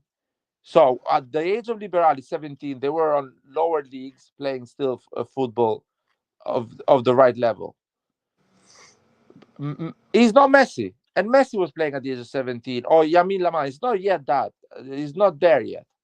He's one step behind. And to get that step, he needs to go on the right level of football. If you put him in the wrong level, too high, too difficult, too much pressure, he will stop. He will lose. And he will not grow. all right. Well, I disagree with Okay. that. But you go, Rock. You go. Can I Go. can Go. I rebut? Rebut. Um, a few things. One, this kid doesn't feel any pressure at all. He's on a totally different level How do you than know everyone that? How else. do you know that? I watched him on the warm ups. I watched him in the game. This That kid is a game feels. that means nothing, man. But listen, I don't think he's gonna feel any pressure. Just from Well, watching it. that's a different way of saying it. You don't think, but we don't Yeah, know that. I don't think he's gonna feel any pressure. Well, we Let don't him know That that. let him finish, Laird. Let him finish, Liar, and did then I didn't interrupt you. I let you talk and go on and on. So listen, I don't think this kid's gonna feel any pressure at all. I think his IQ and his ability is so high that I really don't think he's gonna feel the pressure. Like you said, comparisons to Phil Foden. Pep Guardiola's number one thing he says about Phil Foden is this kid makes mistakes, but he keeps trying. He doesn't let mistakes get to him, and that's what makes him a different level of player. Liberali has the exact same quality, in my opinion, and he'll show that in Can I Serie can I A. say something? Just I also, I know you said he wasn't an outlier. I think he is. no, I actually I think he's an no, outlier of no, a he's player. not. Okay, you define outlier because everyone can be an I outlier. think I think he's a 17 going on 18-year-old kid that's going to be able to get a starting position if Ruben gets injured. Like I think he could start in that cam spot. No, I think he could start in a 3-man midfield if we're down Listen, numbers, if we have an injury, if it's No. Coppa Italia. I I'll think he tell can you. play. I'll tell you no. but hold And on, not Laird. only do I think he can play, I think he's going to play very confidently, and he's going to be one of the best performers on the pitch.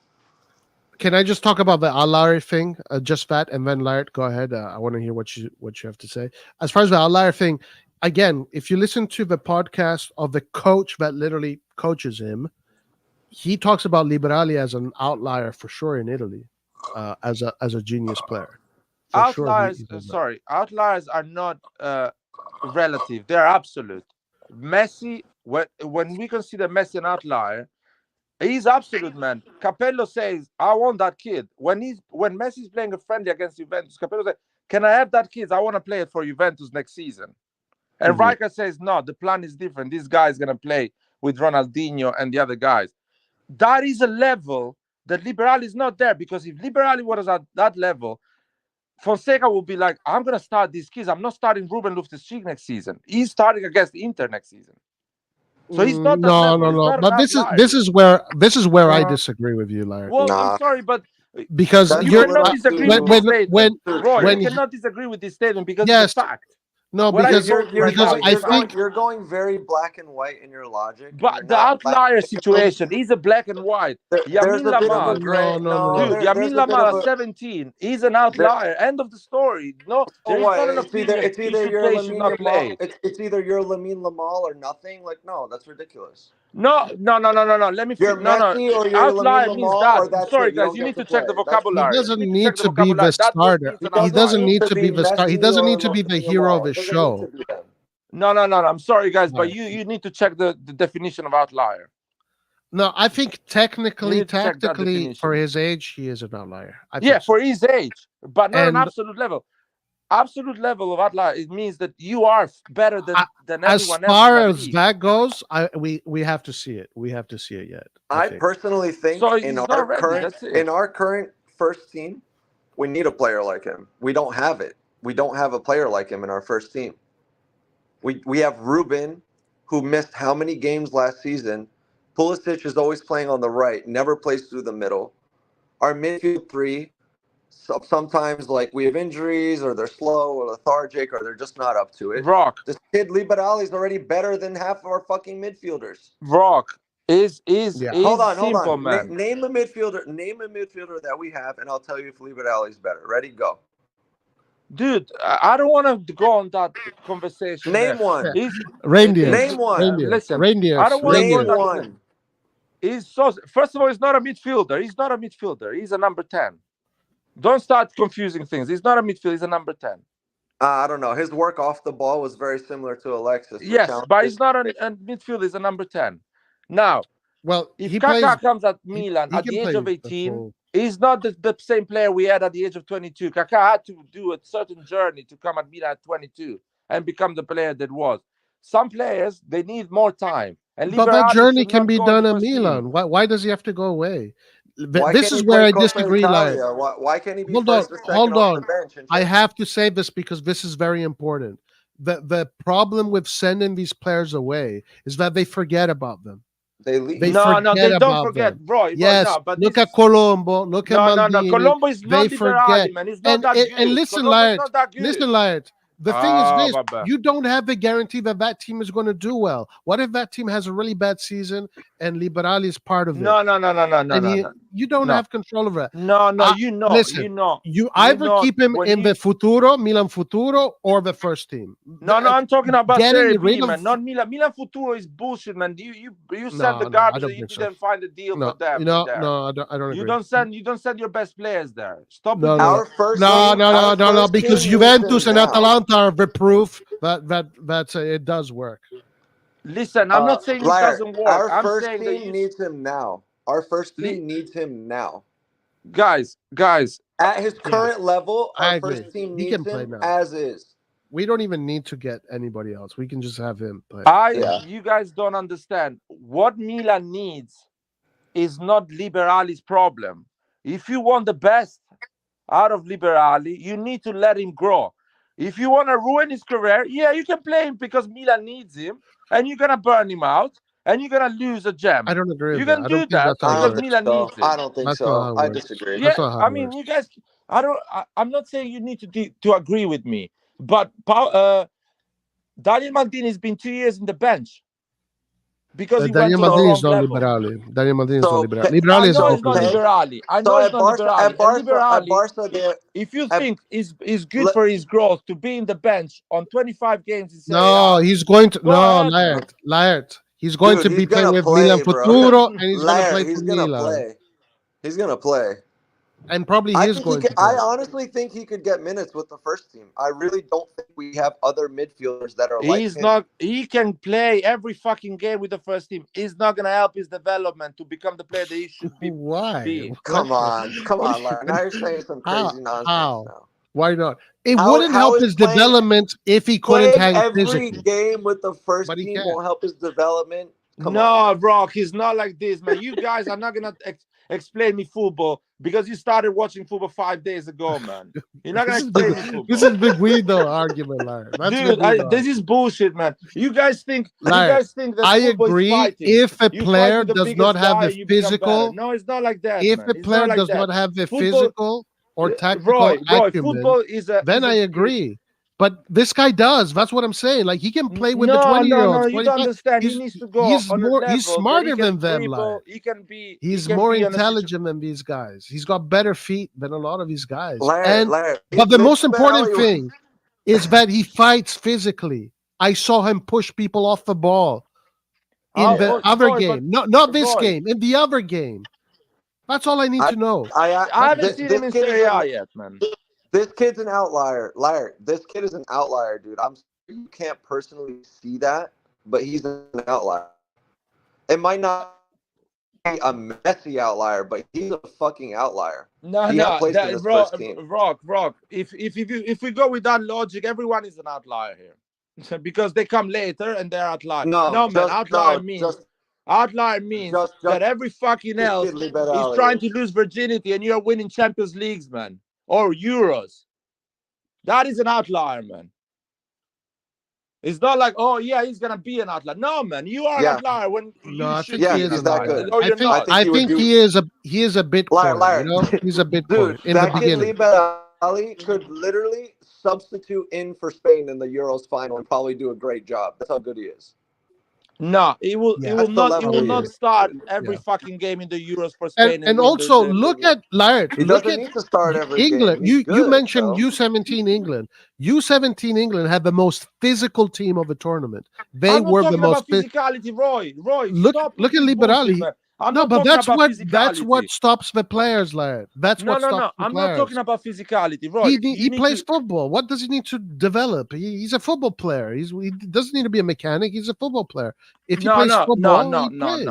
He doesn't need him to develop. What do you want him to develop? He's gonna get bored in these lower leagues with these shit teams. He's not gonna develop if he plays in Serie A next season. He's too good. He's not going to develop. Where do you want him to go? Where do you want him to develop? I think he should play in Serie B with a team that is trying to fight to win that league. No, dude, those teams. Then you know what happens?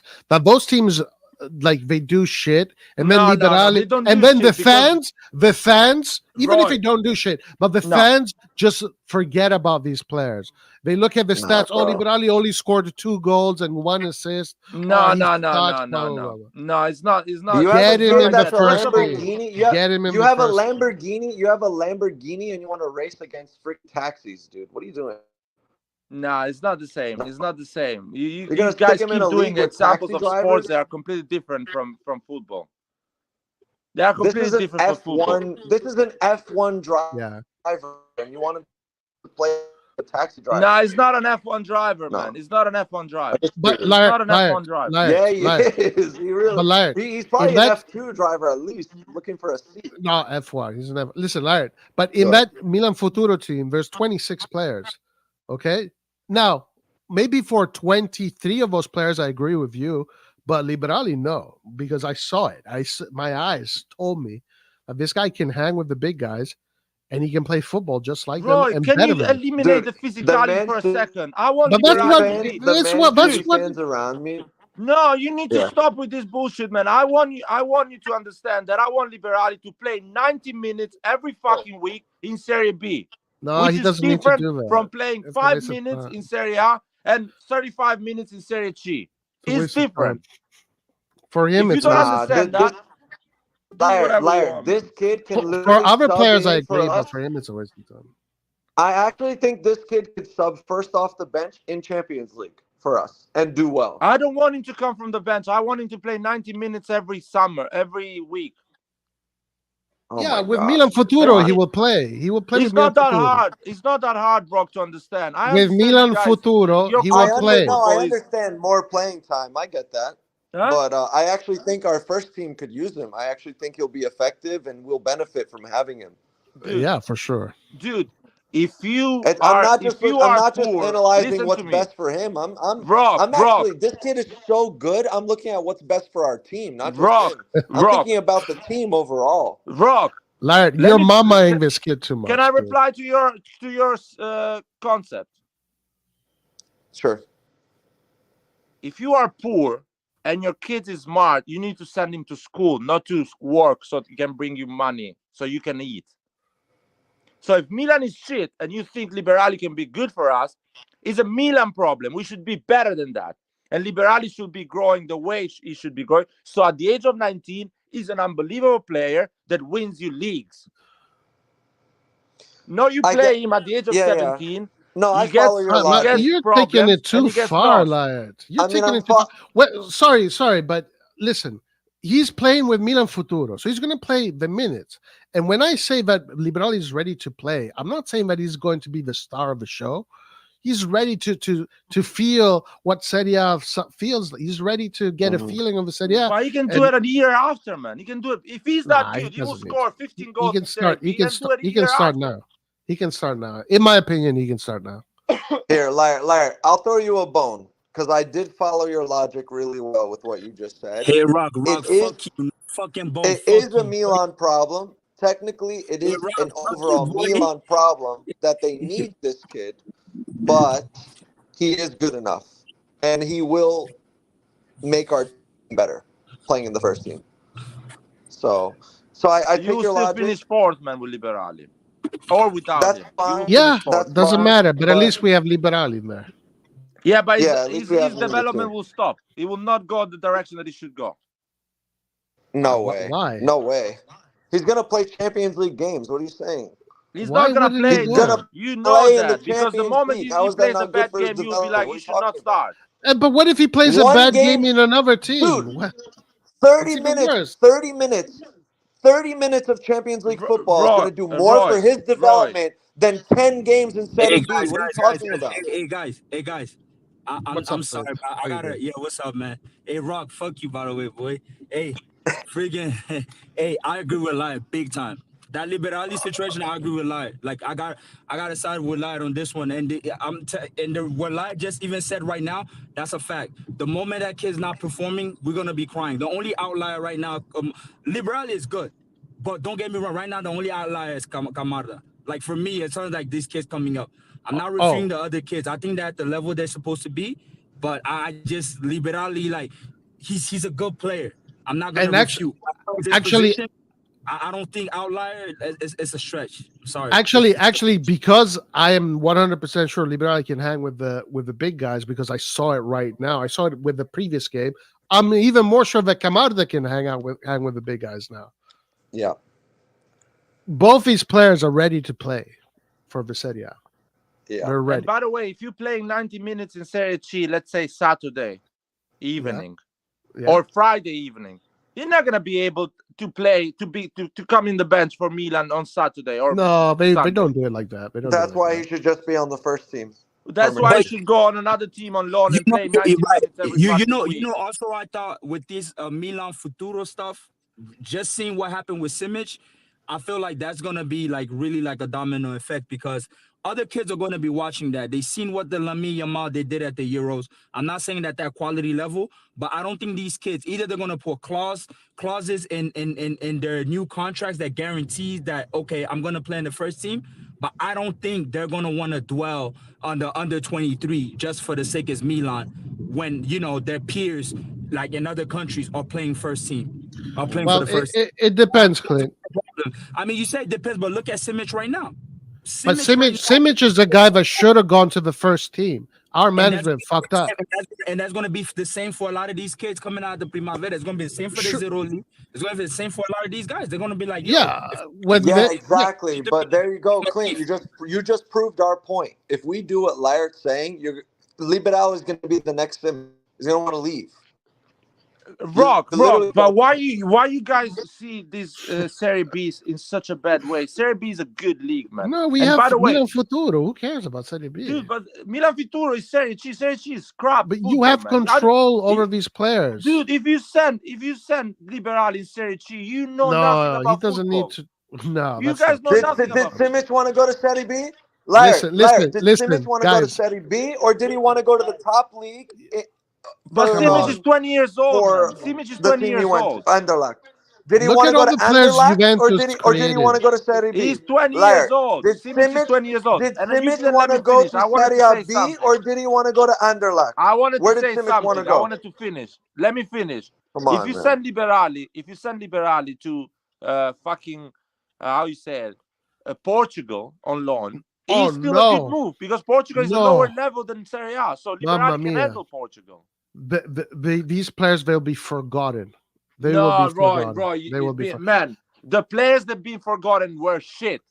Keep him in the team. He's not gonna be forgotten. No, I don't understand. Why is it such a big deal for a young, talented Milan player to play for Milan? What the fuck is the problem? Hold on. Did Calafiori get forgotten going to Switzerland? And he came back, right? Yes.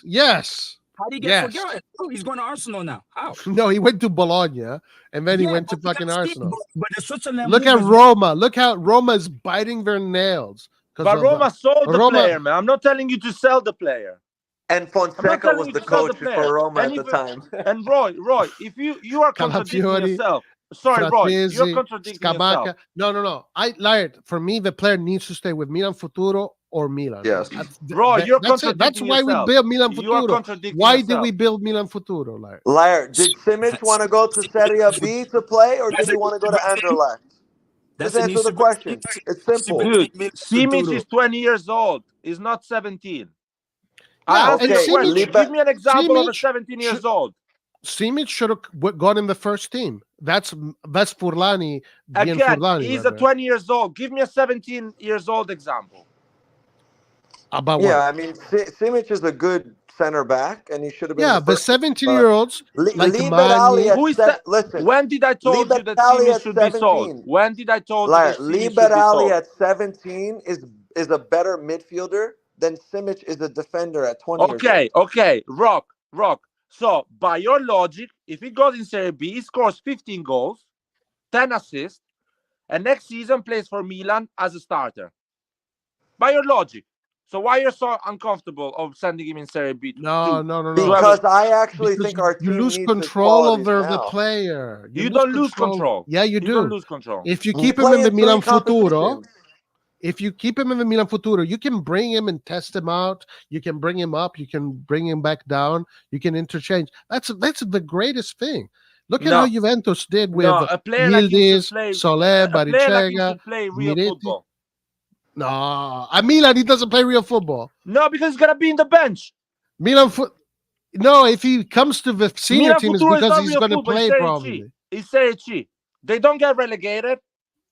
They don't. But they can go to Serie B. They can go to Serie B. They can go to Serie B. They can go to Serie B.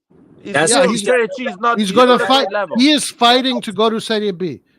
That's great level, bro. It's not the same. It's not a great level. Serie C is not a great level. A team that wins. I'm sorry, Roy. You're capping hard, dude. Cap. If Milan Serie C, if Milan Futuro plays in Serie C, it's not a better team than the actual Serie B team. No, but the Serie B team, you don't have control over him. You don't see him. You don't. You're not You can monitoring have his. control of it. You can No, have you control of don't. it. You don't have people my there God. Yes, you working can with have him. control of No, it. you You can don't. have That's control. bullshit. You do Yes, not. you can have Bro, control. You cannot send haven't- coaches to their fucking training ground and A lot of Come time on. has been done and has been successful. but lot of Larry. this is even better. But this is better. This is Larry, even we better. have a Larry. There's first no doubt. division. We have a first division European level player who can play in the Champions League, and you want to put him against farmers and fucking fishermen, dude. They are Stop. not farmers, man. They are not farmers. You guys gonna put it on Serie C, which is even more farmers. But in Serie C, we are going to be in control of him. I He's going to be personally, in the system. unless they Fonseca can go sign, and talk to him, can bring him to the first team. unless Like, they sign a it's great. midfielder, if they sign Rabiot or if they sign some alternative to to our midfielders who play that role, then sure, he'll go to Futuro or whatever. But right now, we have a hold there. Reindeers doesn't have a substitute. One thing, I- hey guys, one thing I want I to think add. he can I know play. Oh, it's he's already. better than Rangers. Hey guys, I know I came in the conversation late. I'm sorry. One thing I want to add, bro. Like, I just want to say that for next season, one thing this game told me, we do not have no fucking depth. Like, this is the reality. Either we're going to be playing with a bunch of Primavera players because that's literally what it is. And that's Exactly. really scary. That's another reason Liberal is scary. in the first team. We don't have depth. I agree mean, no, with I that. I don't mind him staying in the first team. It's just I agreed with Liar when he said like, yo, he's not. I don't think Liberal is some type of outlier. Like, I don't think he is. If it was an outlier, bro, trust me, they would have been speaking about him in Italy. I don't think they are really speaking about the. We will not have this conversation if he's outlier. We will not. We will be like, can we please sell? No, these guys, because he these guys just should play? turned. He That's the just turned reality. 17, Dude, guys. just because Nobody- you guys can't see talent that's exceptional and an He outlier just turned. He's doesn't just mean the making. rest of us Well, are that's wrong the about him being definition. an I'm outlier. sorry, man, but that's the He definition. just turned 17. Well, what do That you is the expect? actual definition of outlier. You can call it another way, man. If you He want. is now showing his capabilities. And, like, and you knew Yamin Lamal when he was 15, right? You knew who he was, and he was an outlier. You didn't Bro, know they Right, already shit. talk, they're already You didn't talking know who the about- fuck that was. You had no clue who the fuck that was. They were Well, talking I That don't kid need was- to know him, man. That kid Xavi was still fucking wearing a playing him. Morocco jersey. That kid was still wearing a Morocco I don't jersey, need to bro. know him. I don't need to know him. That kid was Xavi still playing wearing a him. Morocco They're already jersey. talking about Lamine Yamal. They're already talking about him, bro. As soon Yeah, as but- he's 16, they're already talking about him. I'm sorry. when? Because When? Yamil Amal did a U17 tournament. 2 years. No, yeah, fine. We're not just refuting that he didn't play at the lower levels. But Yeah, he 2 years did. ago, So people already knew who he was. We didn't know Lamine Yamal at the Euros or just like past season. We knew him yeah, the because season he was. before when he started. No, Same that's as not Arda true. Güler. That's not That's true. a fact. When Yamil Yamal first started, how old Sure, was somebody same, looked up? but Liberali is the same thing. People have been talking about Liberali for a while now, right? Laird spoke about him 2 years ago, for heaven's Yeah, sake. but those talking more about Kamada than him. Kamada is the one that's the outlier that everybody knows Because about. yeah. Also. That's all we're saying. Well, he But also I'm not plays refuting striker. the thing. When did Costa Curta say that Liberali was like Foden? He said it like a year and a half ago, right? No, he said it a few months ago.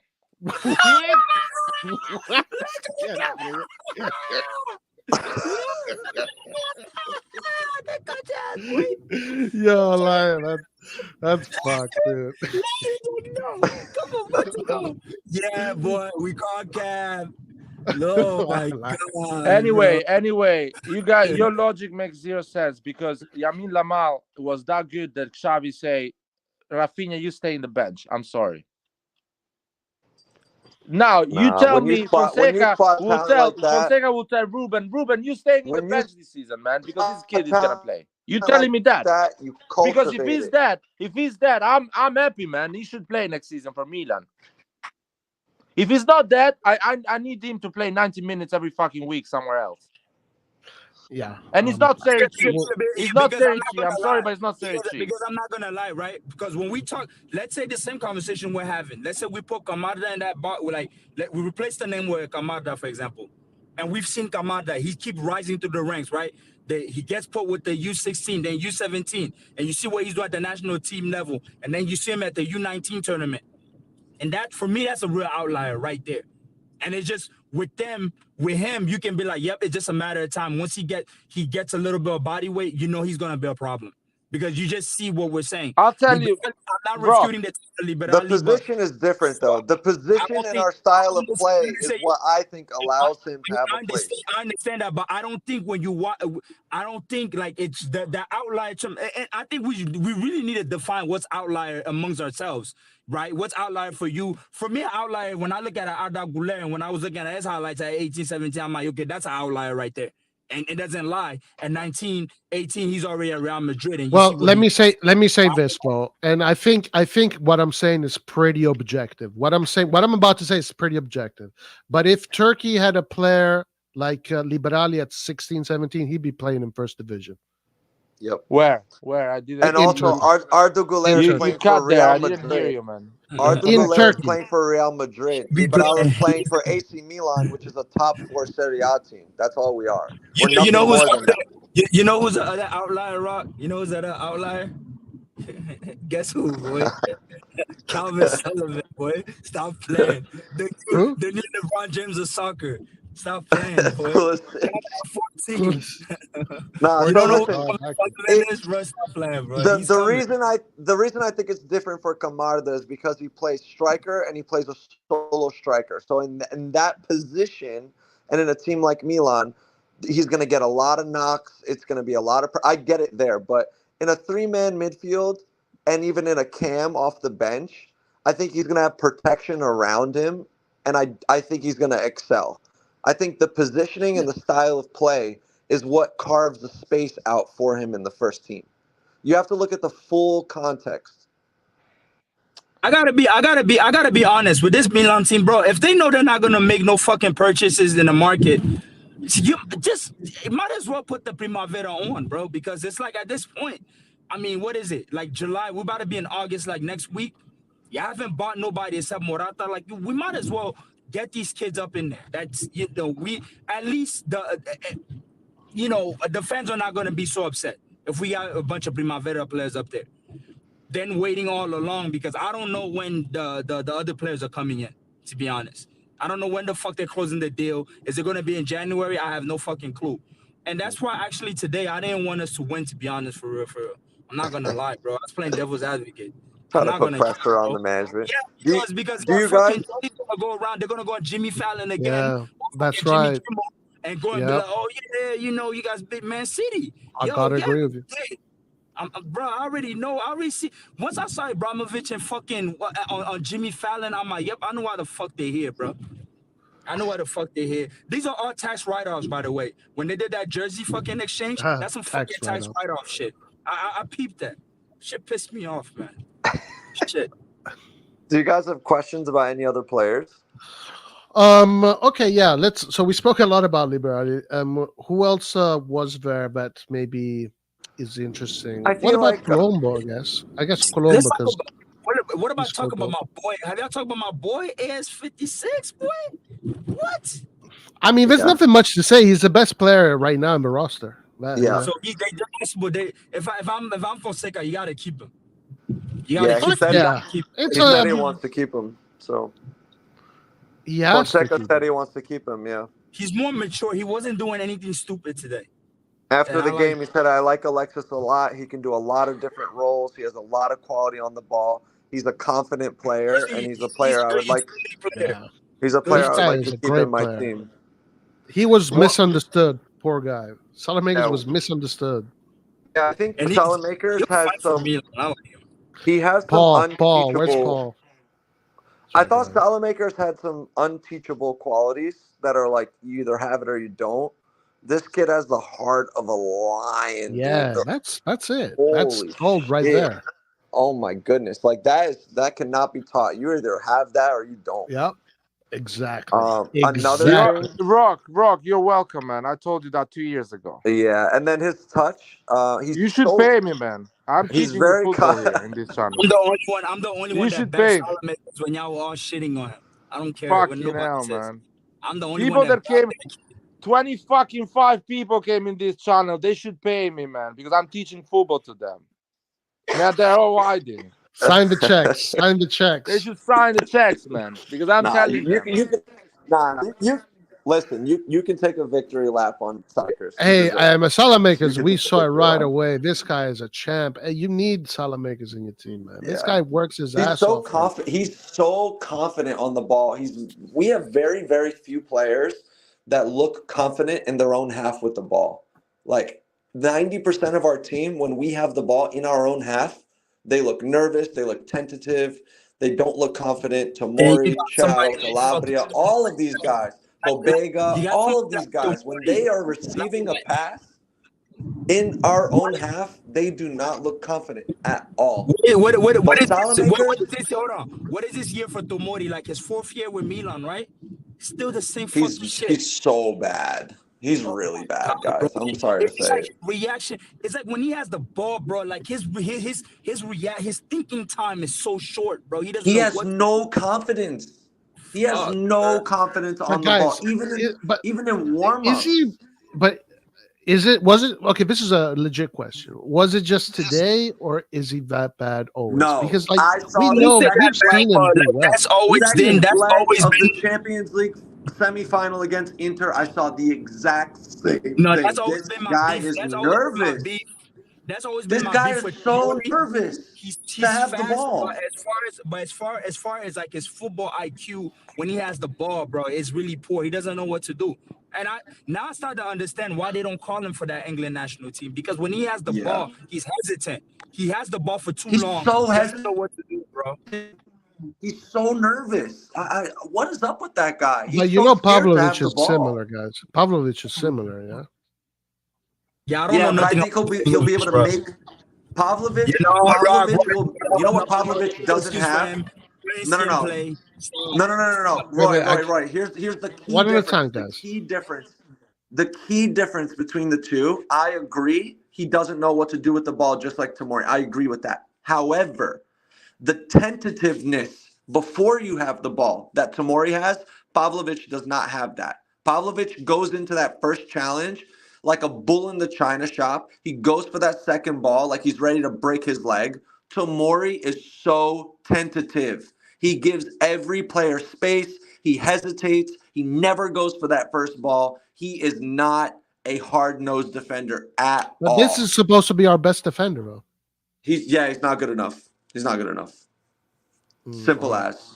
Nah, But Clay, you guys are what were you overreacting here. You guys are overreacting. Nah, No, I've it's seen not. enough. I've seen him against Inter in the Champions League semifinals. I'm not saying overreacting, but like for me, it's just like over the years, when Tomori first came, I think we all have the same sentiment. We're happy he's there, but then by the years go by, I'm expecting him to be settled in, confident defender on the ball. But I just see when he has the ball, I don't like when defenders have the ball and they back pass and they don't know what to do. Like he's hesitant. He be ball watching. Like he gets easily distracted, and that's one thing I realized. Yes. And Theo also does the same thing, but like Theo, like this Euros, I saw Theo. I'm like, okay, I like this type of Theo Hernandez.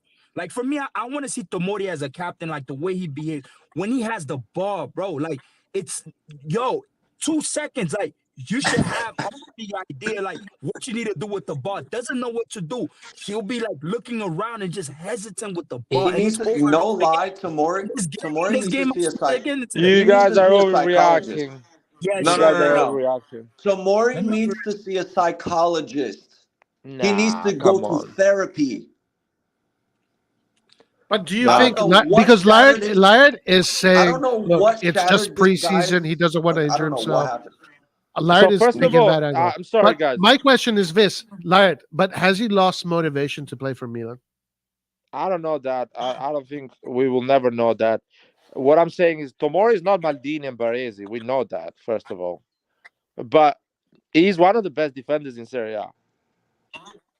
And I'm sorry, guys. When you guys judge Tomori on those bad games, it's not just Tomori the problem. There is a lot of other problems at Milan, especially the season before. And the last 2 years, we have considered a lot of goals. And, of course, we can blame defenders. But I think there is major problems that have been in the last 2 years at Milan. And it's not because Tomori or... But hold on, you can admit not that just Milan. Tomori on the ball How about this? is not super to safe. give him a little bit, Roy, to give him a little bit of credit and Laird, to your point, I think maybe the quality of defenders in general in football has gone down, and maybe that's part of it too. I mean, I don't know that. That's quite existential talk here, but for sure, he's not good on the ball. We know that he's not. Or at least let me be more.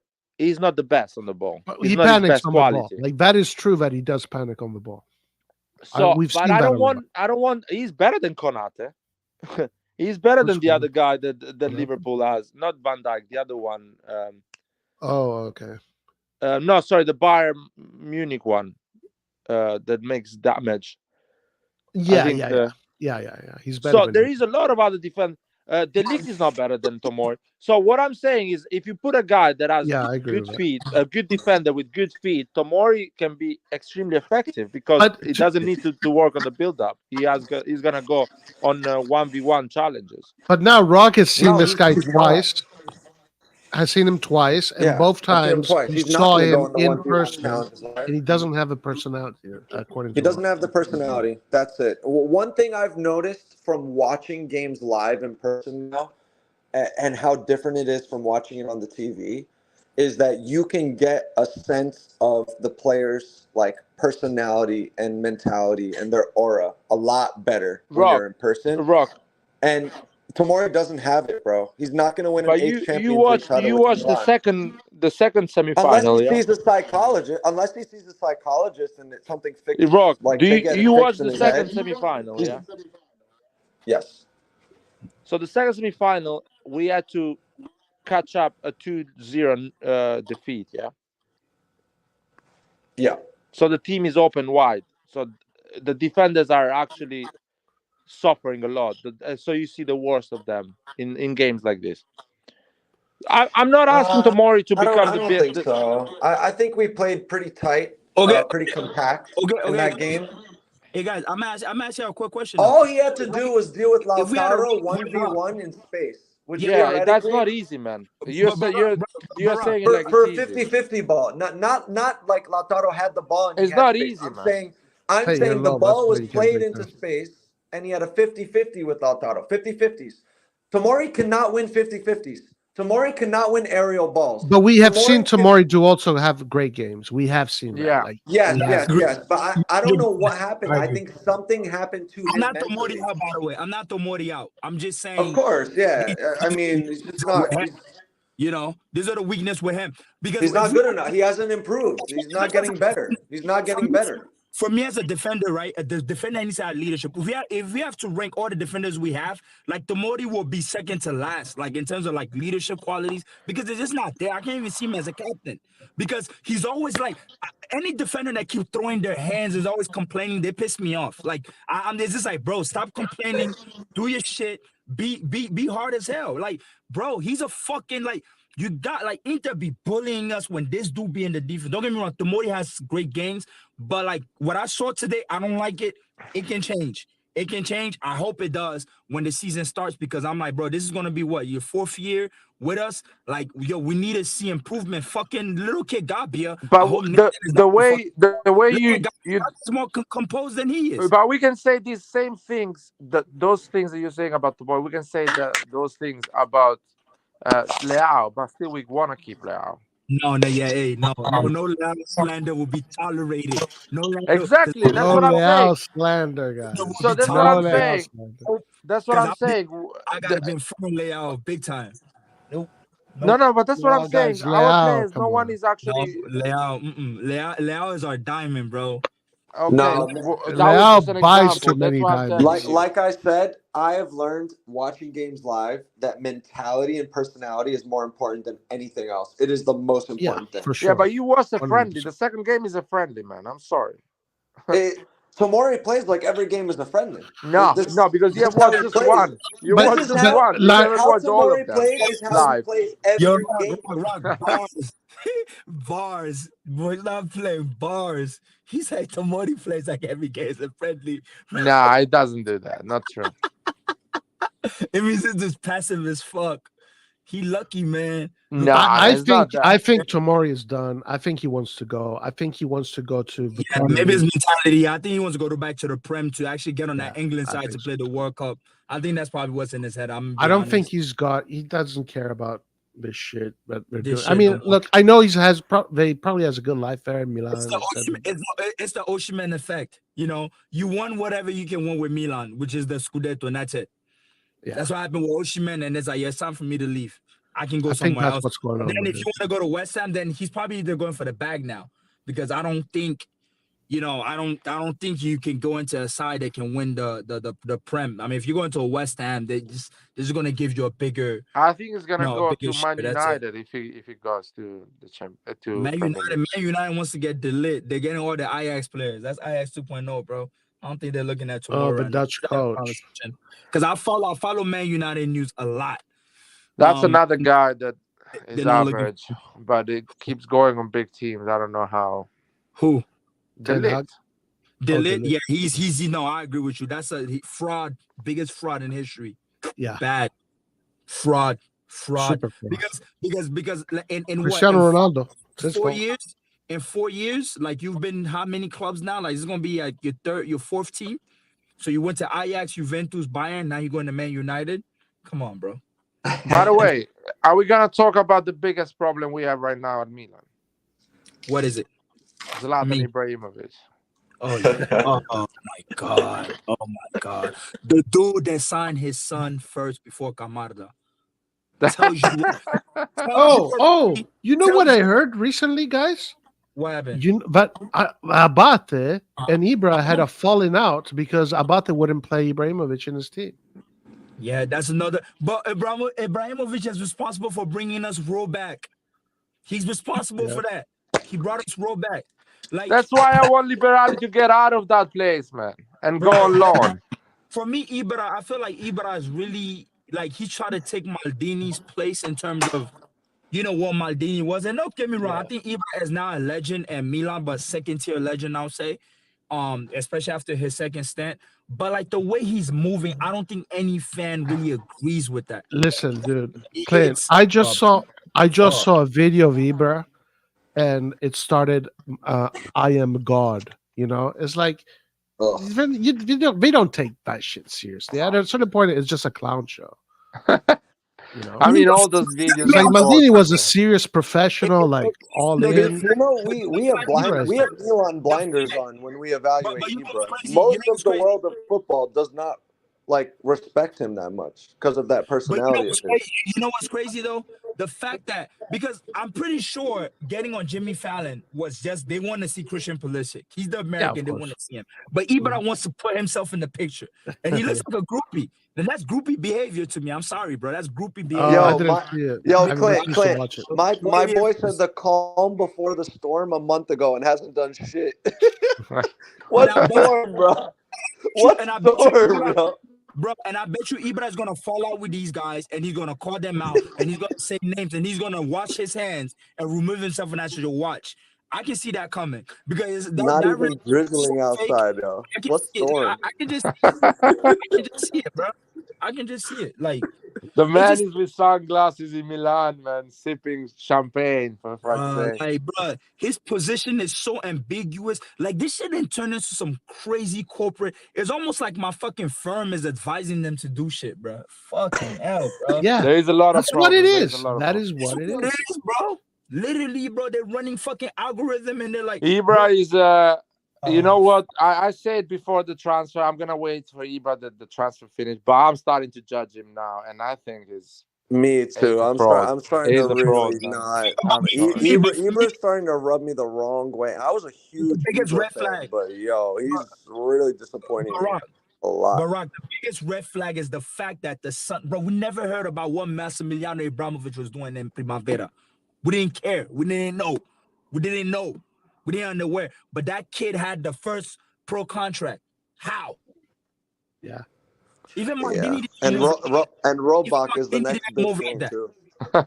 Even Maldini didn't move like that. Like, bro, how's your son now? Okay, your son signed the contract based on what, bro? We don't even know. I'll Also, I want to talk about another player. I don't know if you guys have talked about him yet, but my last comment on this, playing devil's advocate just a tiny bit.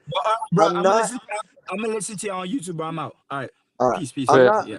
I'm not totally Yeah. opposed to what we're doing on the marketing side. I do think they're actually doing a pretty good job marketing wise. But the thing is, like, this is a football team. Like, this isn't a football heritage. This is a major institution of footballing excellence.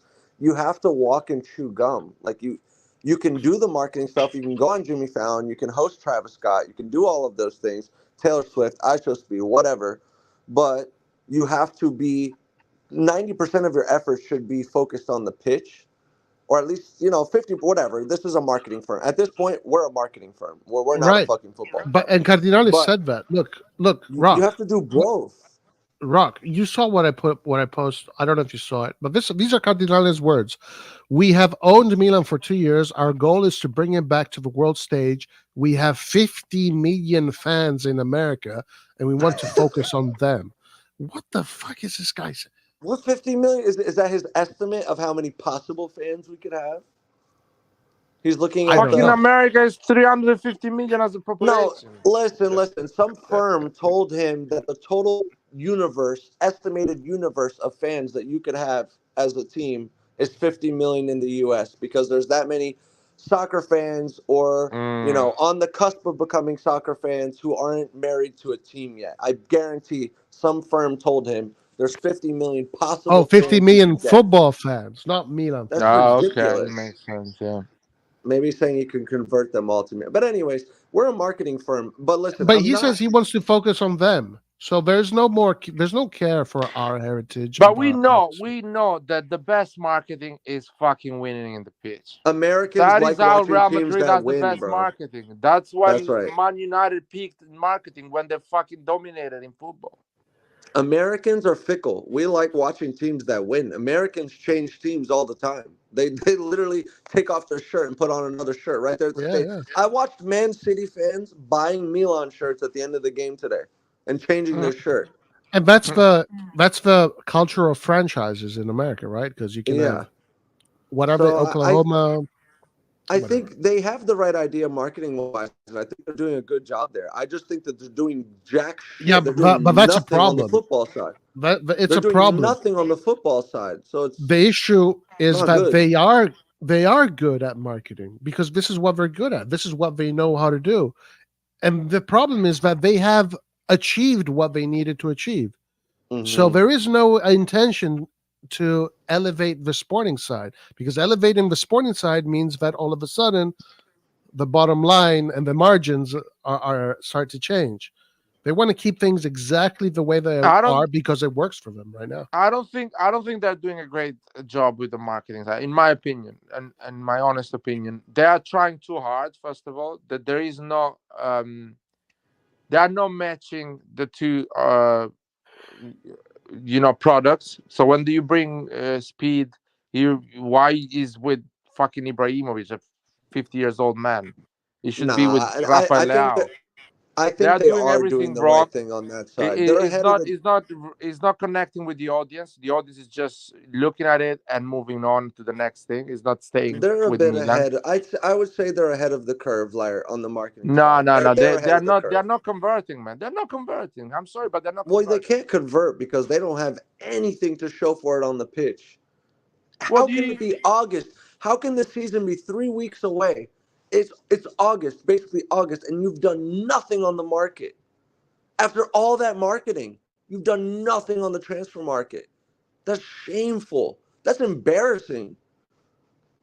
How I'm can you sorry, but the bring marketing a is shit, million new man. eyes to the team and then show them this product? It's like, I'm sorry, but dude, paying are we snake 200K oil sale? Speed. Dude? Are we snake oil salesmen now? No, no. I'm sorry, Rock, We're but you literally pay selling snake 200K oil. Speed. I'm sorry, man, but what is the marketing here? You paying 200K Speed to do what? That's how much they What is paid your him. end goal? What is your Where did end you leave goal? that? What? That is the money 380,000 people Speed gets. watching that live. And then what they did after? Who knows? Maybe they We bought know Nothing. ones. The They speed didn't buy. They forwards didn't buy the look Terran like Hernandez shirt, crazy man. Maybe they teenagers. followed. Maybe they That's followed crazy Milan's teenagers. Instagram account. I have no No, idea. but they didn't buy a shirt. They didn't buy a season We don't ticket. know They that. didn't We don't buy know that. a We don't match know that. ticket. They didn't buy a But fucking. Light. The thing is this: that the numbers show that whatever they're doing is working because It's they're working. finishing. No, because the numbers are showing that the growth came from the season of Champions League semifinal. That's the major growth. That was the peak. That was the Yeah, peak. that was the Yeah. peak. If you look at Yeah. the numbers, 99% of our money comes from actual things that are connected to the game, But to the football. but right now they're not losing money, and the numbers are still going up. They're not losing. Yeah, we money. don't. We No, don't. We they're don't. not going up. The revenues We don't are just are have the same. fastest growing revenue, Larry. We don't just Yeah, have but the the revenues fastest are not growing going revenue. up because speed, man. The We revenues also have the came. fastest growing fan base as well. Yeah, We but have a not bunch of now. charts. Not now. It happened a year and 2 years ago. Yeah, but anyway, It's not for speed that whatever's is growing. happening, they're satisfied with it. Like that's a problem. They're satisfied. They're happy. For them, this is good. It's not. That's my issue. My issue with them is that when they're successful on the marketing side, they take a back seat and they slow down on the footballing side. They are not successful in the marketing side because they are not converting.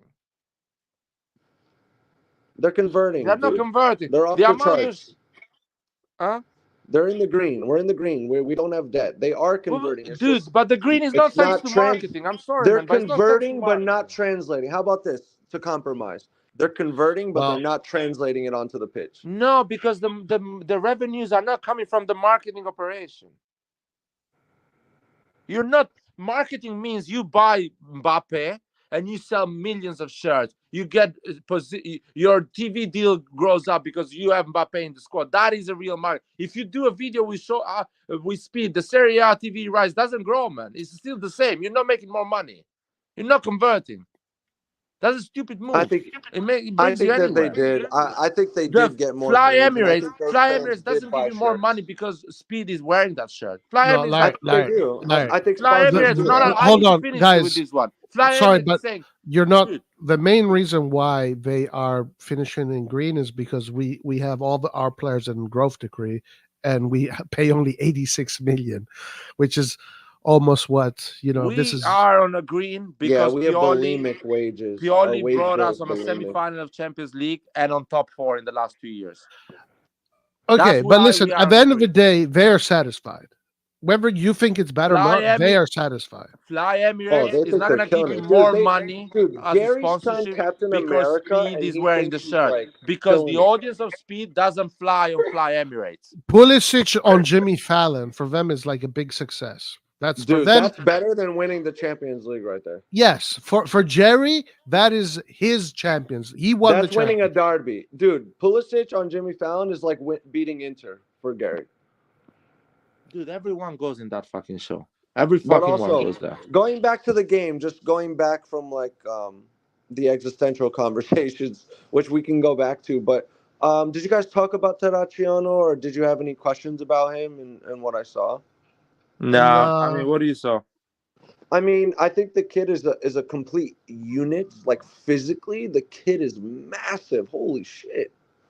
His calf muscles and like his build in general, his physical build, he's really strong, really big kid. So physically, I feel like he has a lot of the attributes to be a high level footballer.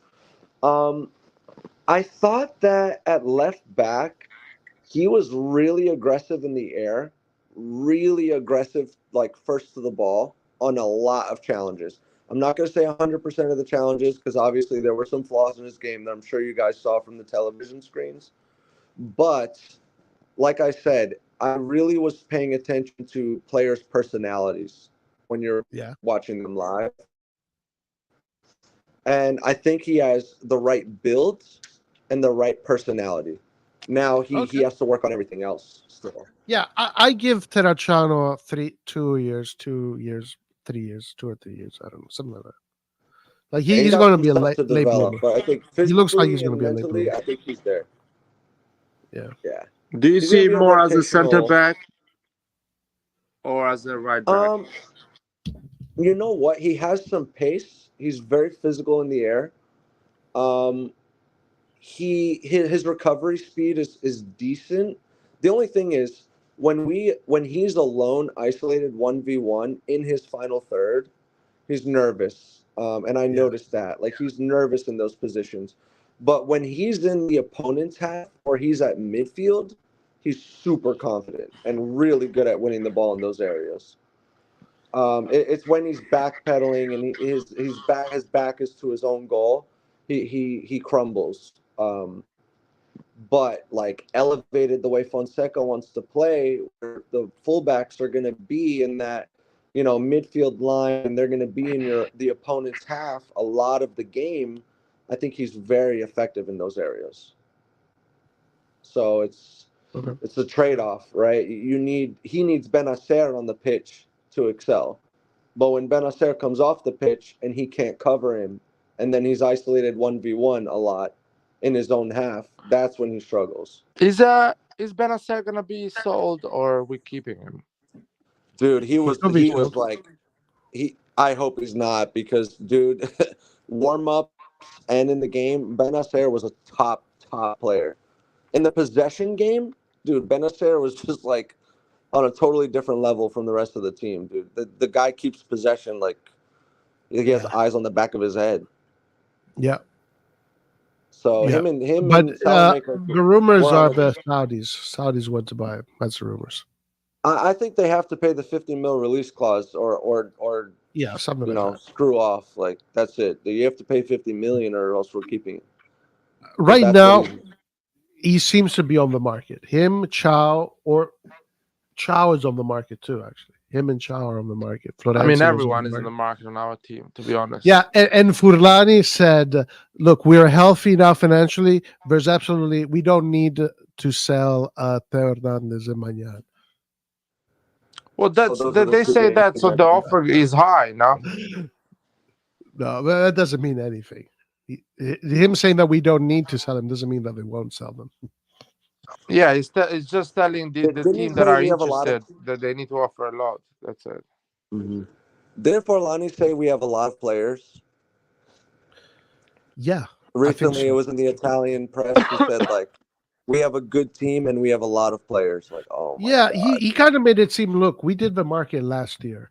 We don't need to do that much this year. And guess what? The last time Jerry came and did this, summit, round robin summit, hours of meetings or whatever. The last time that got reported and he came and did that was the market where we didn't sign anybody.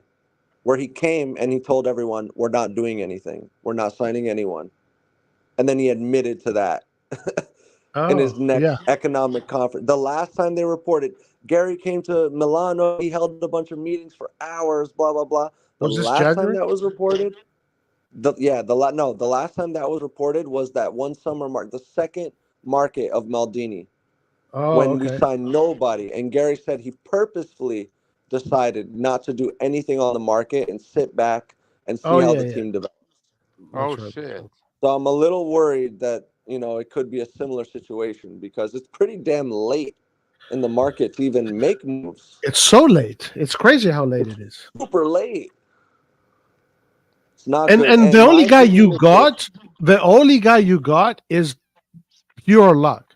Morata fell on their laps because Morata wanted to go to Juve. Morata wanted to go to Juve. But Juve was like, no, I'm sorry, no space for you. Inter, he said, no, I'm not going to Inter. Roma, no. He said, after Atletico Madrid, I only want to go to Italy, be in the north next to my family, and that's it. He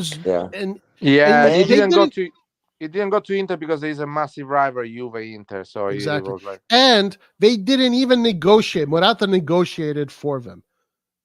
Yeah, and he's just a replacement. Really, if we wanted to improve the team from last year, you would have kept Giroud and you would have gotten Morata, and you would have gotten another striker who's young and who's, growing in stock.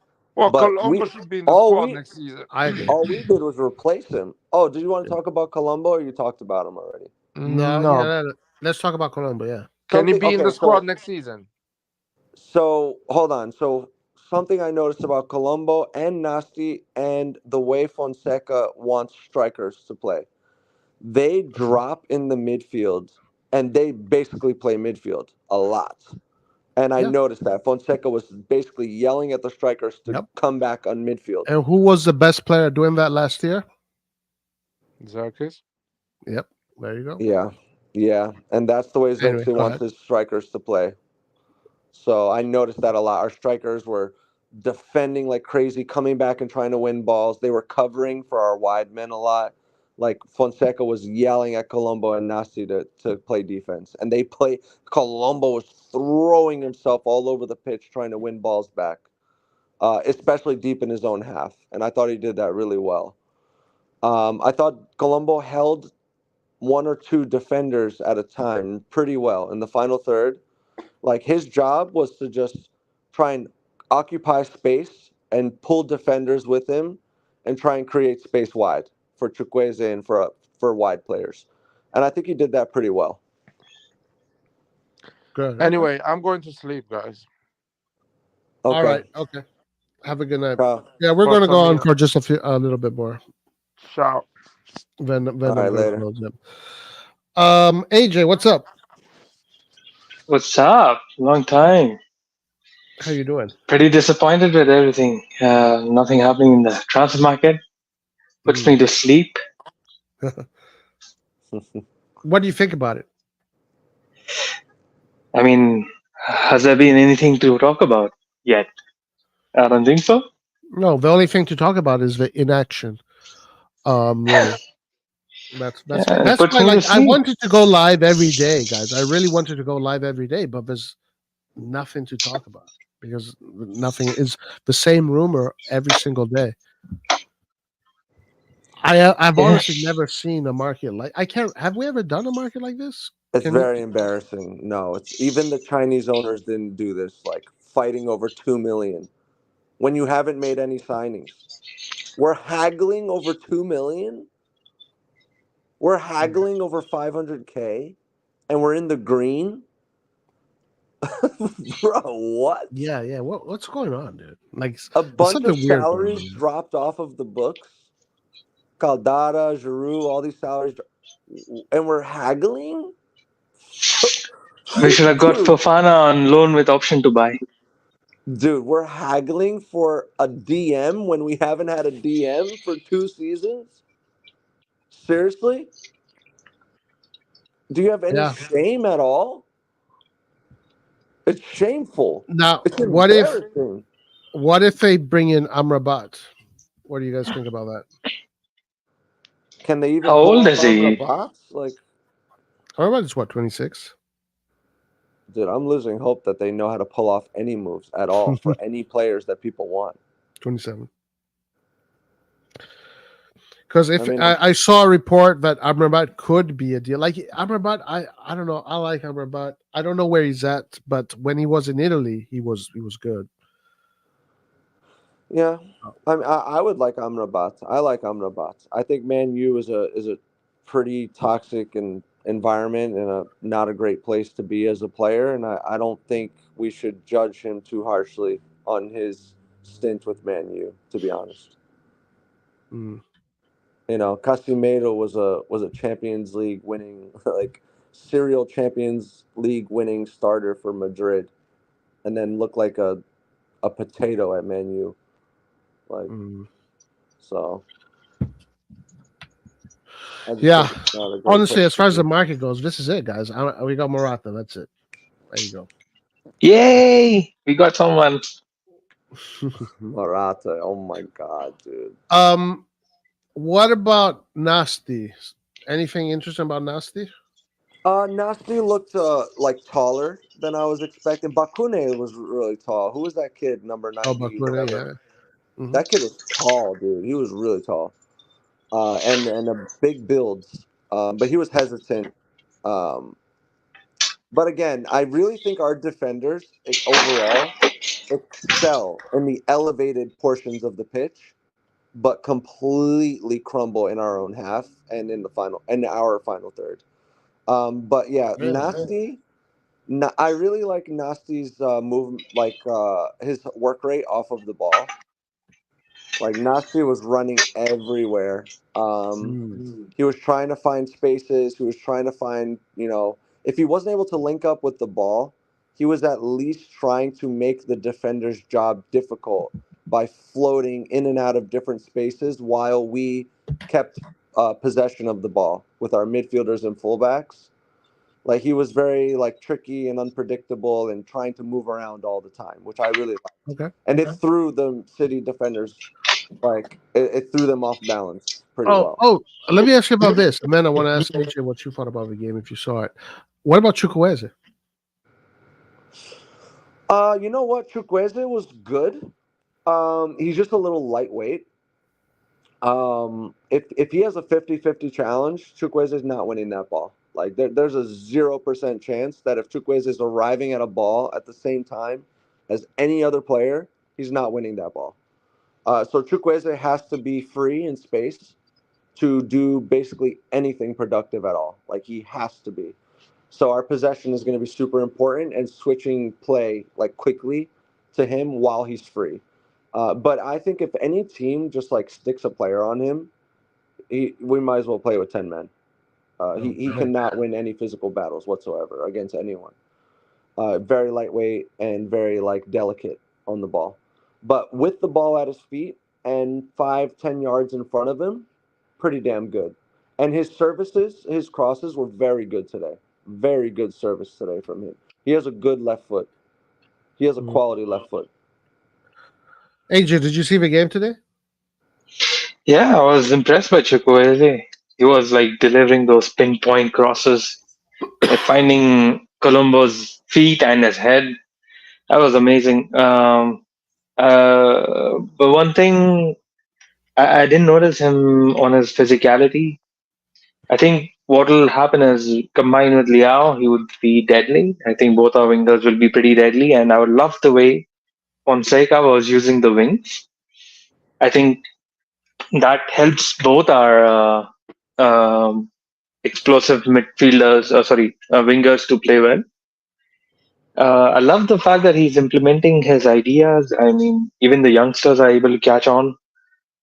Um, because if you see the way he plays out from the back, you can see that people, um, including wingers, they're all falling really, deep, trying to build up, and then they break out as soon as possible. So you could see the pattern very obviously. So it's something that I really appreciate that the coach is able to implement his ideas.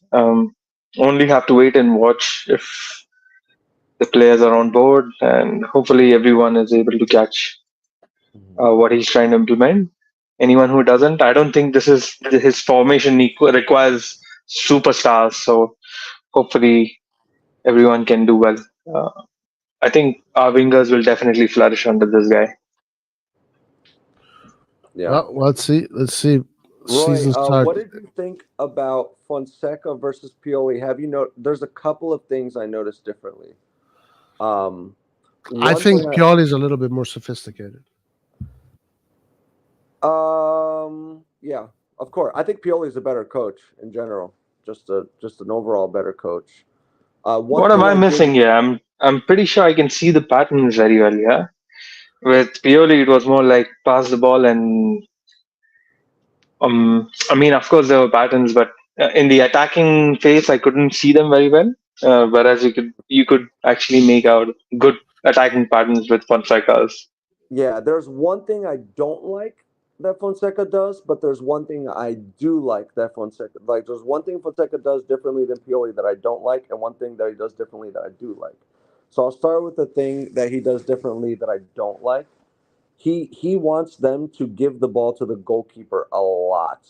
Like he wants to settle down the play and reposition everyone by giving the ball to the goalkeeper and literally just letting the goalkeeper hold the ball. It kind of reminds me of that one masterclass from De Zerbi where he said, I'll just let my midfielder or center back just hold the ball and wait for our opponent to move and then we pass it. I think it's pretty risky, especially when you have players in the back who are hesitant and nervous with the ball at their feet. Like they don't want to be the playmakers. It's going to be a challenge, I think, to play that way. It also invites a lot of pressure. Like we were under zero pressure, but then held the ball with the goalkeeper and allowed all of the pressure, right? And if you're really good at playing through pressure, it can be effective and you can have a lot of space in the attacking phase. But if you don't have players who are good under pressure, if you lose that ball, you are, dude, you're under fire. Like you're in a numerical disadvantage instantly if you lose that ball. So that's risky, but I think if we develop and get the right players to do it, it could be great. But I just right now we don't have it. So that's one thing I didn't like. And Pioli was way more like forward thinking. He wanted us to be more direct. And like he can encourage them to play direct. We obviously would go back to Pioli, play the ball back, whatever. But with Fonseca, dude, he wants that goalkeeper to hold the ball a lot. So that's one thing that could be tricky for us if that's the way forward that we're gonna go. But the thing I did like that he does, and it's really a shame that we missed out on Xerxes, is the striker helps everywhere. Like literally, the only way he is able to activate those fullbacks in the wide areas is our striker joins the midfield and joins like the wide areas too to make triangles and pull players out of position. And then we switch the play to the opposite flank. And that player is now isolated, like Salamakers, isolated 1v1 with a bunch of space because our striker came to help with possession on the other side of the pitch and dragged a defender with him. And it created a lot of space when we switched the play. So, like, we needed Xerxes, dude. Xerxes is Yeah, perfect of course. It for was that stuff. that was the buy. That was the buy to make. That was the one that was going to to Yeah, elevate you. But I want to say what for me the difference that I'm seeing from the TV, of course, is the formation. Pioli was a little bit more creative with his formation, with the interchanges and the movements. Pioli was kind of a little bit more creative, essentially. Fonseca to me seems just very basic the way he uses his formation. It's very basic. It's basically the basics. One thing that I've noticed a little bit about Fonseca that he does like to ask his players to play one touch football. yeah, Um, and that is a difference there that could be maybe better. But as far as formation wise, to me, it looks very basic. It looks yeah. extremely He basic. definitely watched that Deserbi YouTube video with the goalkeeper holding the ball and waiting for your opponents to come and Yeah, press. And then he looks for that like through ball through the press to the striker or to the most forward playing midfielder. Like they drop into the space and then the goalkeeper tries to bypass the forward line and the midfield line of the opponents and look for that like unlocking pass. I could see that he was telling them to do that and they were trying to do that. But yeah. you Xerxes need a doing big that guy with like Leao Xerxes on the though, bro. side. You can do that with Xerxes, but you're not gonna be able to do that with I don't know. Morata's lightweight. Like, I don't know. He's gonna get. Yeah, dude, I'm telling you, dude, Xerxes was the guy that we He had was to get. perfect for the He was style of play. perfect, perfect for. Yeah. But it Okay, was wait. Sticking to the game, I just wanted to ask one more thing. Honest opinion. Say if the same team was being handled by Pioli, do you think we would have scored as many goals and maybe won the match? I mean, probably, Yeah, yeah. just because Man City had so many kids on the pitch, it's possible we could have won with Pioli too. You probably could have won better with Pioli, probably. Possibly, yeah. I did like the one-touch football. That was good. But Pioli was more direct and definitely more creative in the build-up. I mean, I agree listen, with that. I don't think there's very much difference between the two. They're I pretty think they're similar. Yeah. both similar level. For now, what I'm seeing is Pioli was a little bit more creative. That's all. That's what I'm seeing. I don't. It doesn't mean that creativity means better results. You know, a Okay. lot, No, a lot. it just feels we are stepping down the way you put it. For me, it It's a is a step down. lateral move. But I think Pioli's won more. So objectively speaking, he's a better coach. Also, the sidelines. I wanted to talk about this.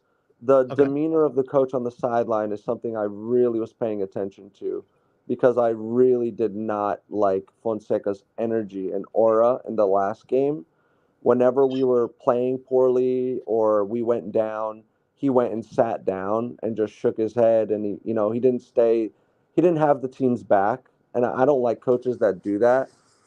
Well, you can do that, but you haven't earned the right to do that yet. You just took over the team. Like, you need to be there for the guys. And he changed that in this game. He stayed on his feet, coaching the team the entire game. Pep Guardiola thought he was in the driver's seat, and he was just sitting in his chair, really smug, not even coaching. Man City was winning 1-0. Fonseca stayed standing, motivating, yelling at the players the whole time, which I personally liked.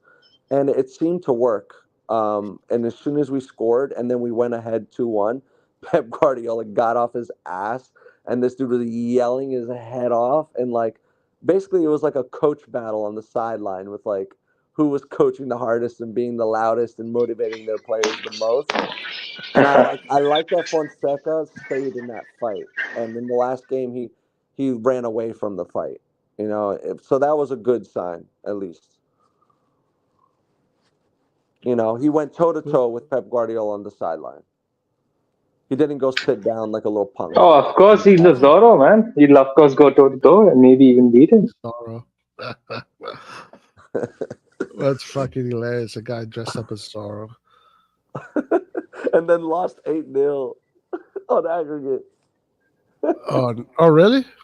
Yeah, wasn't that the game where they played City and then they lost that tie 8-0 on aggregate, Jesus or 9-0 or Christ. something? Imagine dressing up as Zorro and then losing 8-0 on aggregate. Damn, how do you even live your life after that? So the next game is going to be what? Real Madrid on Wednesday.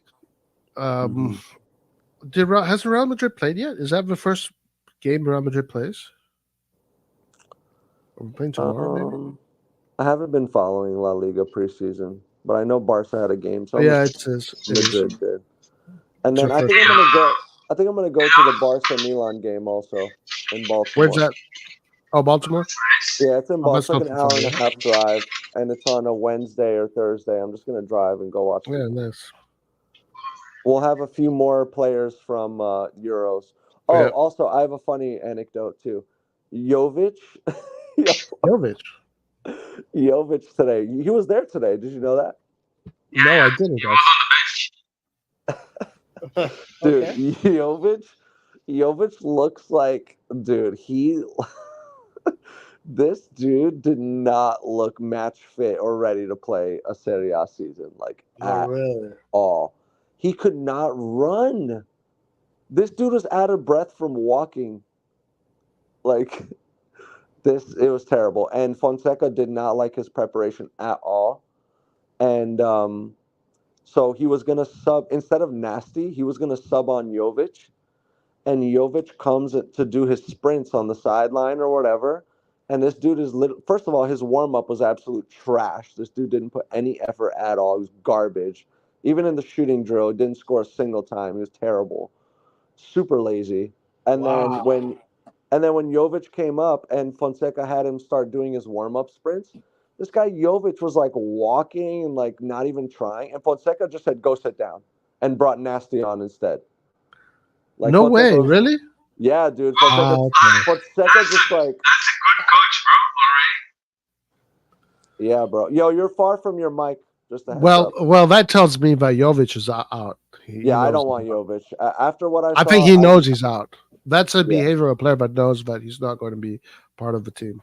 Yeah, and when he was standing there like he was gonna come in, like he looked like he was like so like annoyed that he even had to come in. And Fonseca was just like, "Go sit down, bro." And Nasty got up immediately and like started like warming up super hard. He's super excited for his opportunity. Jovic just like put his head down, walked back to his seat like a freaking No bum. way, that's crazy. Yeah, dude. Not a good look for Jovic. I don't think Fonseca likes him after that. Something has to be going on there. Yeah, something's going on there. Jovic looked like so checked out. Yeah, he's checked out. Yeah. All right, listen, Kim just joined, but guys, I gotta go because it's been almost 3 hours, and I gotta go. Kim, what's up, bro? Do you have What's anything you going want to say? on? Can you hear me? Yeah. Yeah. No, not much. I just what's it called? I didn't get to watch the game, but I did read all the comments everyone's been writing in, and yeah, I'm just happy that the young kids got to play. That's all. Yep. Yeah. So Yeah. We got let's to see see what some of happens. the kids. Let's see what Yeah. happens on Wednesday against Madrid. It's going to be Mbappe's first game. Oh, we're right. I thought he scored for Madrid already. Oh, he did? Oh yeah, I thought so. He did like the outside of the box, top right corner goal for I them saw already. that, but then I tried to look for the game. I didn't find it. Oh, was that fake? was that fake news? That goal? I think so because I'm looking at Real Madrid's games right here, and it looks like Milan is the first one. Oh wow, okay.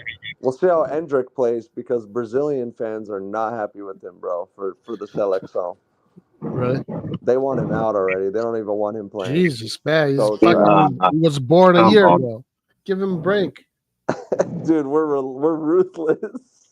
Yo, he's a fucking child. He's a baby. Already you want to fucking destroy him? Dude, my Brazilian group chat is like, yo, they're so mad with him already. Oh, wow. come on. Did you know he had one completed pass, one Yeah. accurate pass? You remember it? Dude, oh my Yeah. gosh, dude. That's. My group I think that's the craziest stat I've ever seen ever. They said he has to untuck his shirt because you're not Pele. Like, stop trying to untuck your shirt. Like, who do you think Oh, you he's are? tucking his shirt like that. He tucks his shirt and he pops his collar like he's Pele, and now the chat is like clowning him for that. Oh no. Jesus. But this is the also, problem with young players. If they have bad games, they get murked. Mm-hmm. dude, yeah, they clowned him. I mean, he's Also, 18. He's 18. He's not. I thought it was younger than that. Yeah. He's 18. 16. So. Well, Yeah. guys, what happened to Sportiello's hand injury? Apparently, is that real? Did that really happen? Yeah, he hurt his hand in the hotel or something. I wonder what he was doing. Oh, fucking hell! Which hand was it?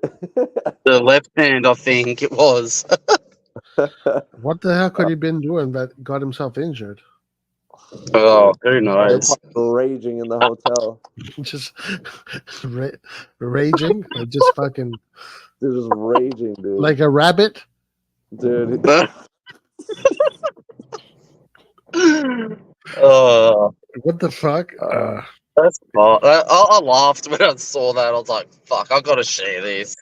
Do you guys know what happened with Florenzi? Because you have access to the internet. We're at the game. Like, what happened? Just Apparently, It looks like it was a knee. it was a bad injury. I got told. Knee.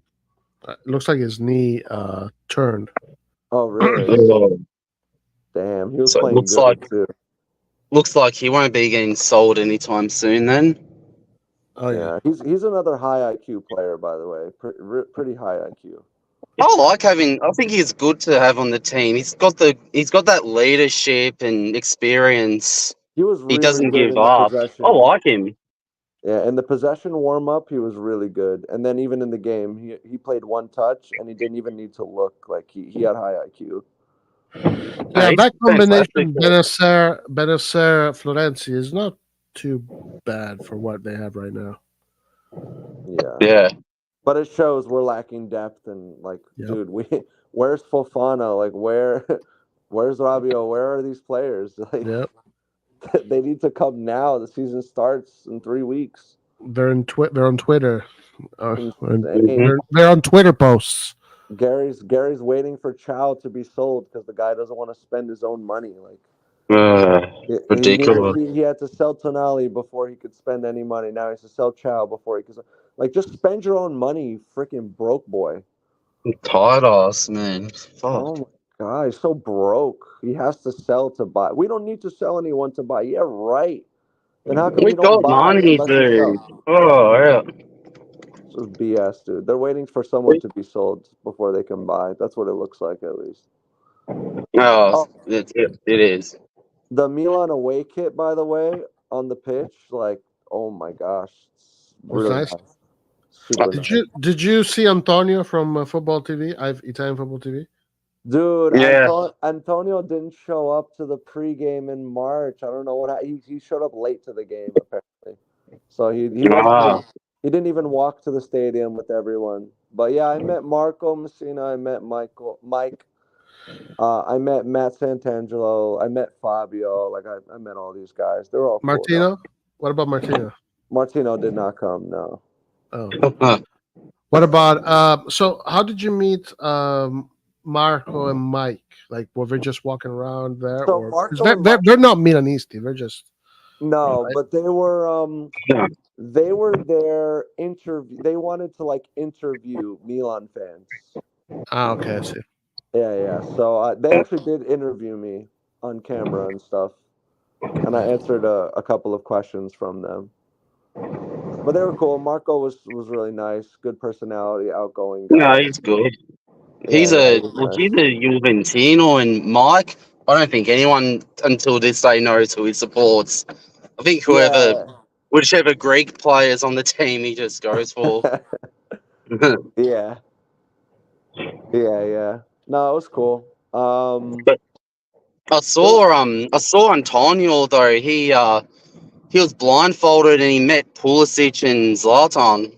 Oh yeah, damn! I wanted to meet him so bad, dude. I actually like. He's Yeah, hilarious.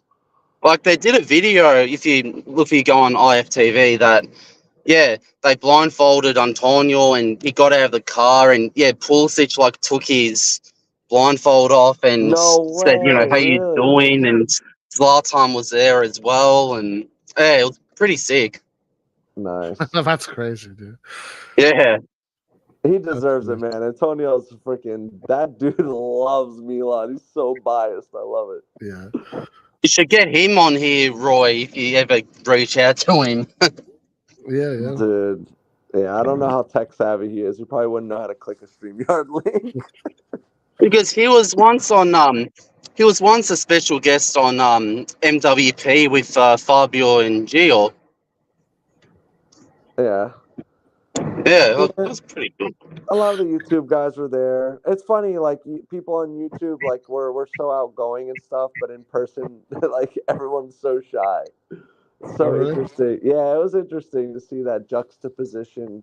Like everyone's pretty humble, and like you have this like personality online and this following, but then no one knows who you are in real life. So it's like you're much more humble and quiet about it. Sant'Angelo was like that? Yeah, Santandro was a nice, like super nice, quiet guy, like but he's great. I mean, I like him. He has good takes. He's articulate, good personality. But like, he wasn't like trying to be like a cocky guy that's like on this dude on YouTube like at all. He was just like anyone Mm. else that was there. He wasn't like he was very humble and stuff. All right. Mike was shy. Like they were just hanging out off to the side. Like they weren't like making it known that we're Who's these shy? YouTube Mike? personalities and look at us. Like they weren't like that at all. You said Mike? Yeah, Yeah, Mike, Marco, Okay. they were all like normal dudes. Like they weren't Yeah, trying to like look like they were big Right. and like bigger than they are.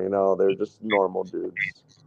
Yeah. But yeah, everyone was nice, man. It was a good event. I thought it was really cool listening to Man City fans like change their minds, yo. It was hilarious.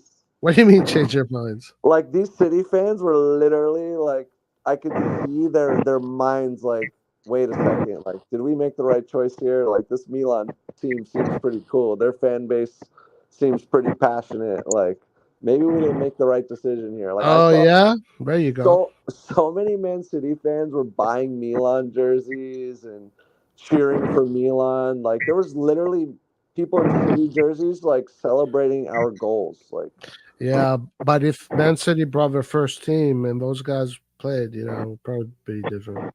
yeah, we probably could have got. If they had KDB and the whole fucking crew, Dude, we have Libet Ali, dude. Who needs KDB? We have That's Libet right. Ali, dude.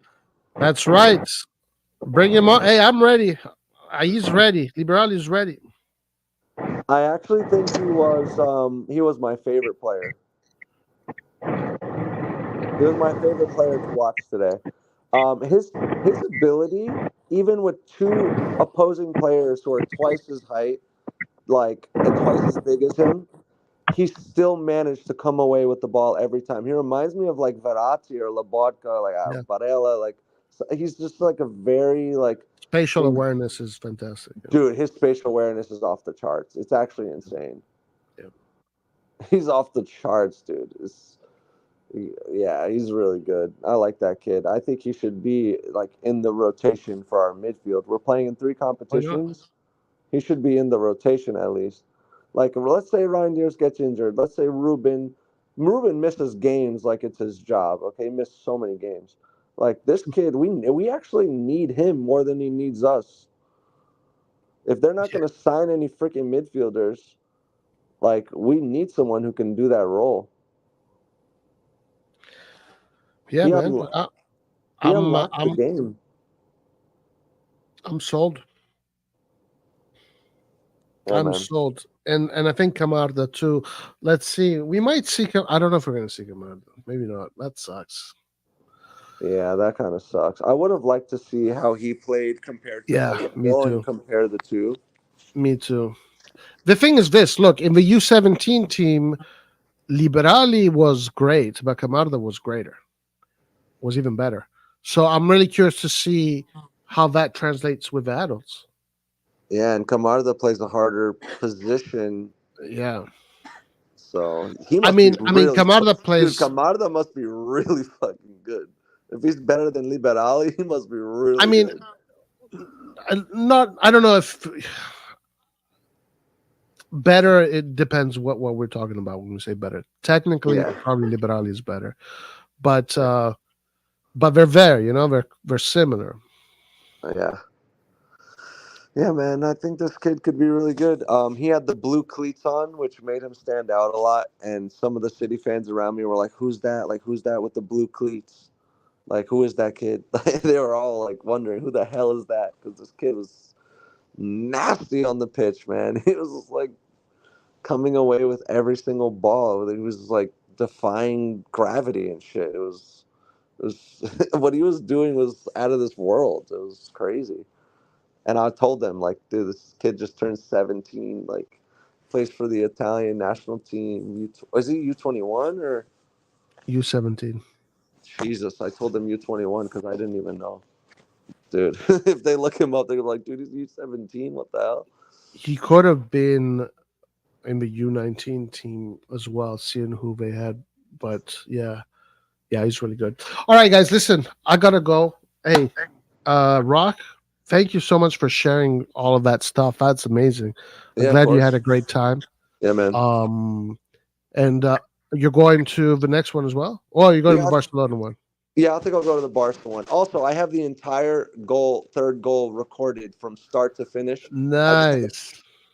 it's a minute and like 40 seconds of us keeping possession before the goal. It's pretty How crazy. come was it just random? I had a You're all feeling, dude. I just had a feeling. I was like, I feel like we're gonna score on this possession. I just started recording. I need to nice. go back and watch it and see how many passes we got. I wonder if it's like a top 3, top 5, like most amount of passes before a goal. It was a minute and 40 seconds of possession That's before the insane. goal. Okay. We completed a lot of passes, dude. I need to go back and count it and see how many. I think it was like a shit ton. And I then know. people behind me, they're like, "How did you know?" I was like, "I don't know." Like, I was literally as it was getting to like a minute and 15. I'm like, "Holy shit! If they do end up scoring from this recording, this could be a record-breaking amount of passes before a goal for Milan, like at least top 3." And then they just minute 20, minute 30. I'm like, "Holy shit! We still have the ball." Minute 40, and then we scored. I was like, "What?" Nah, it's Dude, insane. it was It's insane, man. insane. And in my Nah. recording, you'll see a Man City fan in front of me get up and start cheering. Who was cheering for the Milan goal? Wow, that's for the crazy. Milan goal, for the Yeah, game-winning the Milan US goal. fans, they don't know they're here, they're there, you know. They're just excited, you know. They're just excited. But like our pre-game like music and the video they showed on the jumbo screen and like the way they played up Pulisic and Musa, like there was so much more excitement about Milan versus City. Like it was just totally different levels. Like City had their song. Like I don't know if you ever heard the Man City like fan song. It is so bad. It is so cringe and dry. And they sang the song, right, and I look over at the City fans next to me. I go, you know that song is garbage. And dude, the guy just started cracking up laughing. He's like, damn, that song sucks. And then they played the Milan, dude, and they played the Milan. Which And okay. do you know, so when you go to Casa Milan and they play that Yeah. video on the above the Champions League large trophy Yeah. on the Mm-hmm. circular screen, dude, they basically play that video with like that kind of music on the jumbo Okay. screen for Milan. Oh, Dude, it was night and day comparing to City's presentation. City had no video and just that dry ass, boring, terrible song. And Yeah, then Milan has Milan has so like, much history. They showed all dude. yeah. the And then they showed a 2-minute video of freaking Milan winning Champions Leagues and all of our Oh, legendary players with the most hype music ever in the background, those dude. It was like those are the times. you couldn't even Oh, compare it. I just looked at the dude next to me. I was like, you know, we're on another level. He's like, yo, no, I can't even say anything. Holy shit, that was amazing. Like, this dude was like amazed with our video and our music. He's like, damn, you guys have a lot of legends. oh yeah. no. It's so much. This fucking packed. Milan is so much. Dude, the richness of Milan's history is insane. Dude, it was incredible. And it was really great to see. I was so happy that so many people in the stadium were seeing that. Like that video showed Yeah. all of our like historic goals and Champions League wins and legends and legendary coaches and like everyone in the stadium staring at the screen during that. I just know that there were so many people in that stadium who didn't have a team or wasn't married to something yet, and like Yeah. they're like on the cusp of becoming soccer fans, football fans. And I Mhm. was like, damn, that video was perfect. They just converted so many people just now. Yeah. No. I for sure, for sure. And that's Yeah. what they want to do. And all right. Anyway, guys, thank you very much. Sorry, Kim. I know you joined a little bit late, but No, it's all good. No worries. we will go over the next game. If anything happens during the week, we will go live. But if it's just rumors, I don't think so. Mm. It's I just don't copy think and paste, really. I don't think we're gonna go live if we just keep on doing these same stupid fucking rumors every day.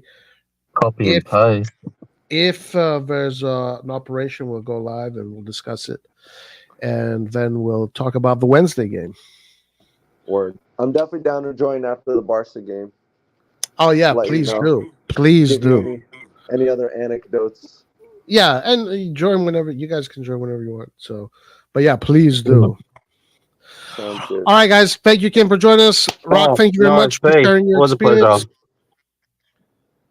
We'll see you next time, everybody. Cheers, Yeah, Forza thanks. Milan. Ciao, guys. Alla prossima. Bye.